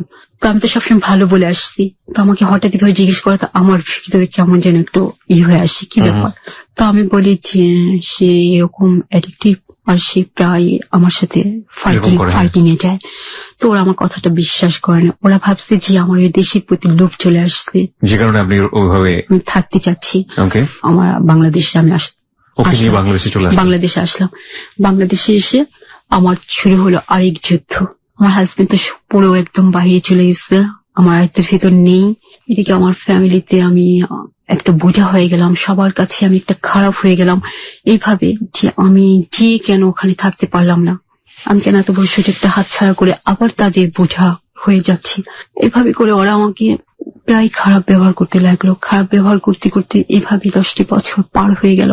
ফ্যামিলিতে 10টা বছর পার হয়ে গেল। মাঝখানে বাচ্চা হঠাৎ করে আমার ট্রিটমেন্টের পর আর কোন চিকিৎসা আমি করতে পারিনি, আমার আর্থিক অবস্থা ছিল না, ওর অ্যান্টিবায়োটিক সব বন্ধ ছিল। হঠাৎ করে 2011-তে তার ব্রেন স্ট্রোক করে। 2011-তে ব্রেন স্ট্রোক করে, তখন বয়স কত? 6 থেকে 7। তখনও কি আপনার হাজবেন্ডের সাথে আপনার থাকা হচ্ছে না? কেন? এর মধ্যে তার সাথে আমার অনেক কিছু হয়ে গেছে। কিরকম? অনেক ঝোট ঝামেলা গেছে তার চারিদিকে। তখন আপনি থাকছেন কোথায়? আমি বাবা মার কাছেই থাকছি। ওকে। তারপর বাচ্চাকে নিয়ে এইভাবে স্ট্রোক করার পর আমার যা ছিল গয়নাগাটি সব বিক্রি করে আমি ডাক্তার দেখালাম। 6-7 বছর বয়সে আপনি যতটুকু রিকভারি করে নিয়ে আসলেন অস্ট্রেলিয়া থেকে, ও কি পারতো সাধারণ ছেলে মেয়েদের মতো মুভমেন্ট করতে? হ্যাঁ, একদম ফুল মুভমেন্টে ছিল, সাধারণ ছিল। সে ক্লাস 2-তে পড়া সম্পূর্ণ কমপ্লিট করেছিল ইংলিশ মিডিয়ামে, এবং আরবিতে সে পুরো কায়দাটা শেষ করেছিল। একদম নর্মাল ছেলে মেয়েদের মতো, একদম নর্মাল, যা একবার বলতাম তাই ব্রেনে কেস করতো। ওকে, দ্যাটস রিয়েলি অ্যামেজিং। গ্রেট। তারপর ট্রিটমেন্ট করলাম, যত ধাপে ধাপে এমআরআই, সিটি স্ক্যান এগুলো করে সব চিকিৎসা হলো। কেউ আমাকে বাজে মন্তব্য করলো যে বাচ্চার জন্য কি দরকার এত কষ্ট করার। এভাবে 10টি বছর পার হয়ে গেল। পার হয়ে যাওয়ার পর আমার 2 ভাই যে আছে এখন আমাদের ফ্যামিলিতে, যে সাথে আমার বাবা মা থাকতো, ওরা বিয়ে করলো। ওরা বিয়ে করার পর এমন পর্যায়ে চলে আসলো যেখানে আমার থাকার মতো কোনো অবস্থাই নেই। ওরা রীতিমতো আমাকে চাকরানির মতো ব্যবহার করতে থাকলো, প্রয়োজনে আমার গায়েও হাত তুলে। তখন আমি ভাবলাম যে আমার কি করলাম আমি 10টি বছর এভাবে, এখন আমি কোথায় যাব, কি করব। আপনার এই মেয়েটি ব্রেন স্ট্রোক করার পরে তার অবস্থা কি দাঁড়ালো? অবস্থা আরো খারাপ হয়ে গেল, তার ব্রেন থেকে স্মৃতি মেধা সব মুছে গেল, সে এখন বাচ্চাদের মন হয়ে গেল। কতদিনের মধ্যে ঘটনাটা ঘটে গেল? স্ট্রোক করার 1 থেকে 1.5 মাসের মধ্যে হয়ে গেল। 1 থেকে 1.5 মাসের মধ্যে। আপনি ওই সময়টাতে অস্ট্রেলিয়াতে যোগাযোগ করেননি কোনোভাবে? না, ওদের সমস্ত ঠিকানা আমার কাছ থেকে হারিয়ে গেছে। এরকম হলো, দেখা যেত আমাদের বাসায় যখন পরিবারে কেউ আসে, কোনো গেস্ট আসে, তখন তারা আমার বাচ্চাটাকে দেখে হাসতো। আপনার বাচ্চাকে দেখে হাসতো? তো আমার খুব খারাপ লাগতো, আমি আমার বাচ্চাটাকে সবসময় আড়াল করে রাখতাম। আচ্ছা। আর বিশেষ করে যখন কোনো অনুষ্ঠান হতো, কিছু হতো বাসায়, তখন আমি ওকে নিয়ে সরে থাকতাম। আমি কোনো অনুষ্ঠানে জয়েন করতাম না। কেন করতেন না? তারা চাইতো না আমি অনুষ্ঠানে জয়েন করে। শুধুমাত্র আপনার বেবিটার জন্য? হ্যাঁ, বেবিটার জন্য। আপনি কি করতেন এই বাচ্চাটা নিয়ে? কি সারাদিন আপনার রুটিনটা বলেন তো এই সময়? আমার রুটিনটা, আমি সংসারের কাজকর্ম করতাম আর শুধু আল্লাহর উপর রাগ দেখাতাম। নামাজ পড়ে বলতাম যে আল্লাহ তুমি আমাকে কেন এত কষ্ট দিচ্ছ, কি অন্যায় আমি করেছি। ওকে ডেইলি যে কাজগুলো করতে হয় একটা বাচ্চার, মানে এগুলো পারতো নাকি? এগুলো না, এগুলো আমি করে দিই। আচ্ছা, ব্রেন স্ট্রোক করার পরের ঘটনাগুলো? ওর শরীরের মধ্যে মুখ অবয়ব বা চেহারার মধ্যে কোনো চেঞ্জ কি আসলে ওই সময়টাতে ব্রেন স্ট্রোক করার পরে? হ্যাঁ, ওর আগে চেহারাটা এত খারাপ ছিল না, ব্রেন স্ট্রোকের পরেই চেহারাটা খারাপ হয়ে গেছে। আগে ছবি দেখলেই বুঝতে পারবেন। ওকে। আগে হাঁটা ছিল আমাদের মতো নর্মাল। তো সাধারণ মানুষের কাছে আপনি ওকে নিয়ে যেতে পারতেন না, আপনি আড়াল করতেন। তাহলে ওর লাইফ স্টাইলটা কেমন ছিল? ওকে আপনি কিভাবে কি করতেন ওই সময়টাতে? ওকে খেলনা দিয়ে বসিয়ে দিয়ে আমি নামাজ পড়তাম, কোরআন পড়তাম, বা ওর কোনো বই নিয়ে আমাকে পড়ানোর চেষ্টা করতাম। আপনার হাজবেন্ড কই থাকতো ওই সময়টাতে? আমার হাজবেন্ডের সাথে কোনো যোগাযোগ নেই। ও কোথায় কি করছে সেটা কোনো ধরনের কিছু জানি না, একদমই নেই। ডিভোর্স হয়নি আপনার সাথে? ডিভোর্স হয়নি। এভাবে অনেকদিন গেল, বাচ্চা ভরণ পোষণও সে করে না, কোনো খোরপোষও দিচ্ছে না। আর আমার ভাইরা বিয়ে করার পর আমার এখন এমন অবস্থা হলো যে আমার ওখানে টিকার মতো না। আমাকে যেমন প্রায় বলতো, আমাদের আত্মীয়রা বলতো, আমার হাজবেন্ডও বলতো বাচ্চাটাকে মেরে ফেললে হয়তো ভালো হতো। তার প্রতিবেশীরা তো আছে, নানান কথা বলতো। তারা কখনো বলতো মরে যায় না কেন, বাচ্চাটা মরে গেলেই তো ভালো হয়, এরকম বলতো। ওকে তো নর্মাল মানুষ দেখলে, নর্মাল বাচ্চারা দেখলে ভয় পায়। হ্যাঁ। তো আপনি মা হিসেবে ওকে যখন আপনি রাতের বেলা ঘুম পাড়ান, আপনি যখন ওর পাশে থাকেন, আপনার ভেতরে অনুভূতিটা? না, আমার কখনো ভয় করেনি। আমার মনে হয়েছে যে পৃথিবীতে আমার বাচ্চাটাই সবচেয়ে সুন্দর। বলুন তারপর। মাঝখানে খুব খারাপ বিয়ে হয়েছে। 1.5 বছরের মধ্যে এমন যন্ত্রণা হয়েছে আমার ফ্যামিলিতে যে বলার মতো না। আমি আমার বাচ্চাকে নিয়ে দরজা লাগিয়ে রাখতাম, 3 দিন 4 দিনে খাবারও খেতাম না, গোসলও করতে পারতাম না। যে মারবে, টর্চারিং করবে, এই ভয়তে দরজা খুলে বের হতাম না। কে মারবে আপনাকে? আমার ভাইয়ের বউরা। তার জন্য আপনার বাবা কিছু বলতো না? বাবার বলার মতো এখন তেমন একটা পজিশন নেই। ওকে। আপনার মা তো ডিপেন্ডেন্ট না, মা তো 3 বছর আগে ব্রেন স্ট্রোক করে সে শয্যাশায়ী ছিল, তার কোনো সেন্সই ছিল না। এই 3 বছর পরে 24শে মে মারা গেল সে। ওহো। যখন মারা যায় এর মধ্যে তখন সেন্স একটু ফিরে আসছিল। আমি যখন নামাজে পড়ে কাঁদতাম দাপায়া, তখন সে আমার দিকে ফিরে ফুপিয়ে কাঁদতো। তারপর এমন অবস্থা চলে গেল আমার ভাইয়ের বউদের, মানে এরা বলতেছে যেভাবে হোক আমার ব্যবস্থা আমাকে করতে হবে, আমি এখানে থাকতে পারবো না। আমার বড় ভাবি নাকি বলতেছে আমার ছোট ভাইকে যে স্বার্থপর হও। স্বার্থপর যদি না হও জীবনে কখনো প্রতিষ্ঠিত হতে পারবে না। প্রিয় শ্রোতা, আপনারা যারা ভিডিওটা দেখছেন, আমরা গল্পে আবারও ফিরছি। ভিডিওটা যারা দেখছেন তাদেরকে বলি, 1 সপ্তাহ আগে আমাদের এই প্রিয়াঙ্কাকে নিয়ে তার মা, যে মার কাছ থেকে এই যে জীবনের গল্পটা শুনছেন আপনারা, তাকে সাথে করে নিয়ে এসেছিল। আমরা চেয়েছিলাম মেয়েকে পাশে বসিয়ে রেখে আপনাদের কাছে এই জীবনের গল্পটা প্রচার করতে, কিন্তু সেটা সম্ভব হয়নি। আমি সেই সময়ে আমার পার্সোনাল ফোনে ভিডিওটা করেছিলাম যাতে আপনাদেরকে দেখাতে পারি, কারণ তাকে পাশে বসিয়ে রেখে গল্পটা বলা কেন সম্ভব না, ভিডিওটা দেখলেই আপনারা বুঝতে পারবেন। এবং সে তার মাকে ছাড়া পুরো দুনিয়ার কাউকে চেনে না। তাকে এই মুহূর্তে রুমের ভেতরে বন্ধ করে রেখে এসে, তালা দিয়ে এসে আমাদেরকে এই জীবনের গল্পটা বলছে তার মা।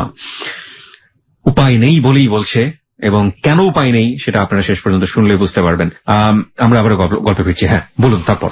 এইভাবে চলতে থাকে, অনেক জায়গা থেকে আমার বিয়ের প্রপোজ আসতে থাকে, কিন্তু আমি কোথাও বিয়ে করি না। আপনার তো তখনও আপনার ডিভোর্স হয়নি? না, ডিভোর্স হয়নি, তারপরে বিয়ের প্রস্তাব আসতে থাকে অনেক জায়গা থেকে। তো আমি এটা আর করি না। মাঝখানে আমার ভাইরা তখন এমন পর্যায়ে চলে যায় যে ওরা আমাকে ঘর থেকে বেরিয়ে করে দিবেন। শেষমেশ আমার বাড়ির ফ্যামিলি বাসা ভাড়া থাকে আমার উপরে 5 তলা। সে অনেকটা দেখতো আমার ফ্যামিলিতে যে ঝগড়া হতো, আমাকে নিয়ে অনেক কিছু হতো। সে আমাকে একদিন বলে যে তোমাকে একটু কথা বলবো মা, তুমি কিছু মনে করো না। হ্যাঁ বলেন। তুমি একটা বিয়ে করে ফেলো। আমি না, এর মধ্যে আমি আবার আমার হাজবেন্ডকে ডিভোর্স দিয়ে দিচ্ছি। হ্যাঁ, দিয়ে দিয়েছি। তো আমাকে কখন বলার পর তো বললো যে তোমার ভালো হবে, তোমার যে বয়সটা যাচ্ছে আর যেরকম সিচুয়েশন দেখছি ফ্যামিলির, এটাতে তোমার কোনো নিরাপত্তা নেই। কিন্তু আপনার ওরা বুঝতো না যে এরকম, আপনি যেটাকে বলছেন আপনি আপনার বেবি, এরকম একটা বেবি, একটা সাধারণ ছেলে কিভাবে মেনে নিবে? তাই তো কথা। আমাকে চাচাটা বললো যে আমার কাছে একটা ছেলে আছে, খুব ভালো, 5 ওয়াক্ত নামাজ পড়ে হুজুর, অনেকটা মেয়ে খুঁজতেছে, ধার্মিক খুব মেয়ে খুঁজতেছে এবং দেখতে শুনতে সুন্দর হতে হবে। আমি বললাম না না চাচা, এসব কথা বলেন না। তারপর আমাকে বারবার অনুরোধ করে বলে কি তুমি একবার কথা বলে দেখো। তো উনি আমার কাছে মোবাইল নাম্বারটা নিল না। তো আমি ভাবছিলাম জাস্ট উনি কথা বলার জন্য নিচ্ছে। তো একদিন আমাকে রিং দিচ্ছে, আমি হ্যালো, আমি চাচা বলতেছি। আচ্ছা। তো বললো যে আমি যে তোমাকে বলছিলাম তুমি ওর সাথে একটু কথা বলো। তো আমি কথা বললাম।